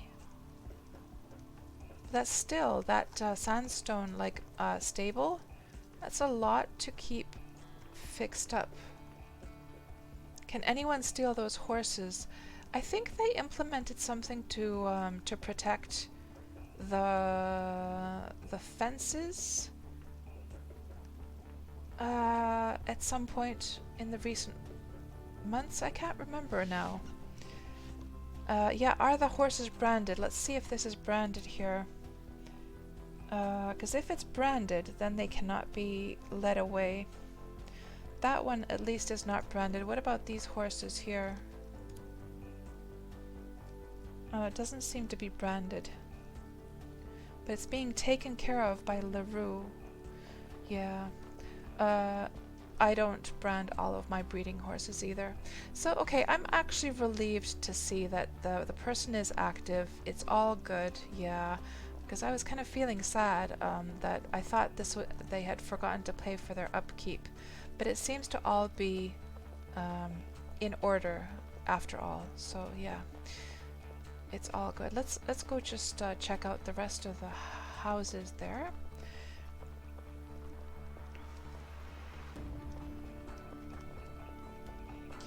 And Portia says, don't branded horses say Freedom Isles under their age name? Oh, let's see. I thought they, didn't they usually say branded by so-and-so?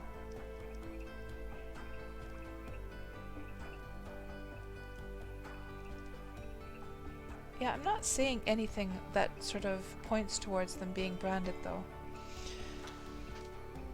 Oh, when you mouse over them. Oh, okay, hold on. Let me just mouse over them quickly and see.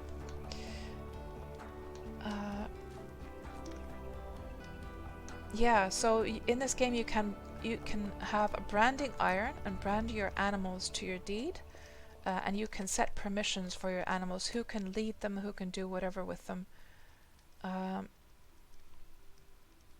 So this one is, I see. So when I mouse over my branded horse, it says Freedom Isles underneath. These do not say Freedom Isles underneath at all. Yeah, so they're not branded horses, but I'm assuming that these ones are. Oh, this one is at least. See, that says Freedom Isles? That one doesn't. That one does.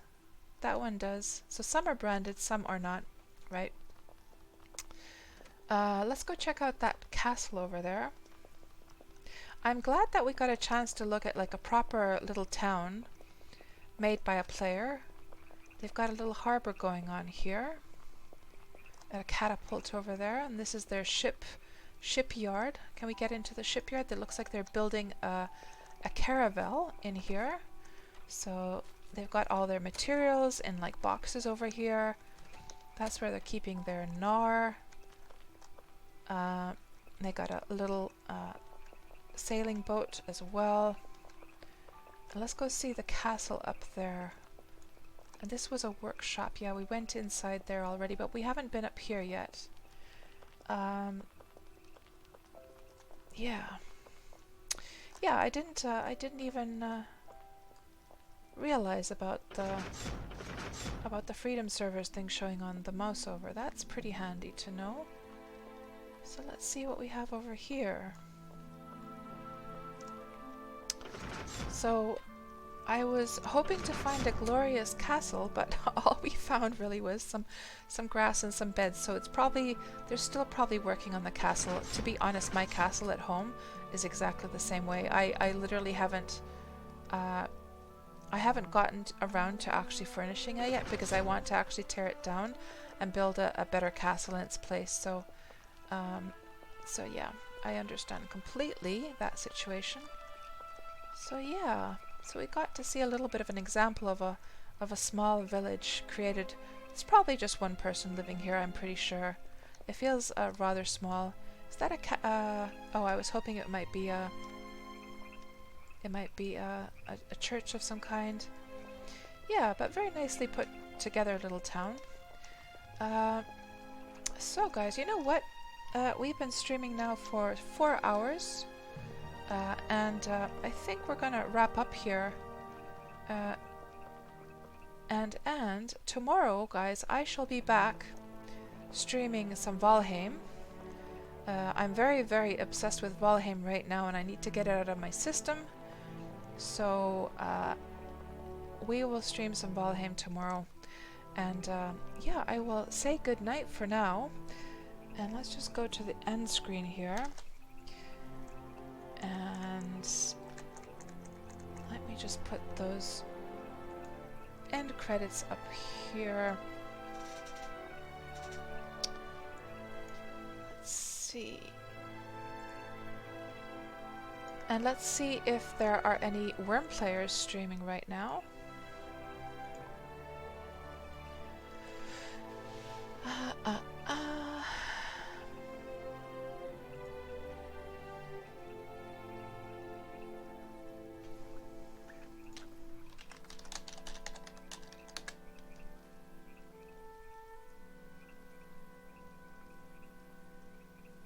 And let's see.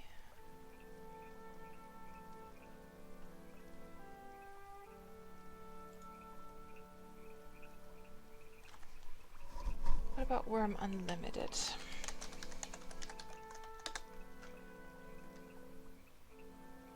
Not really, not really.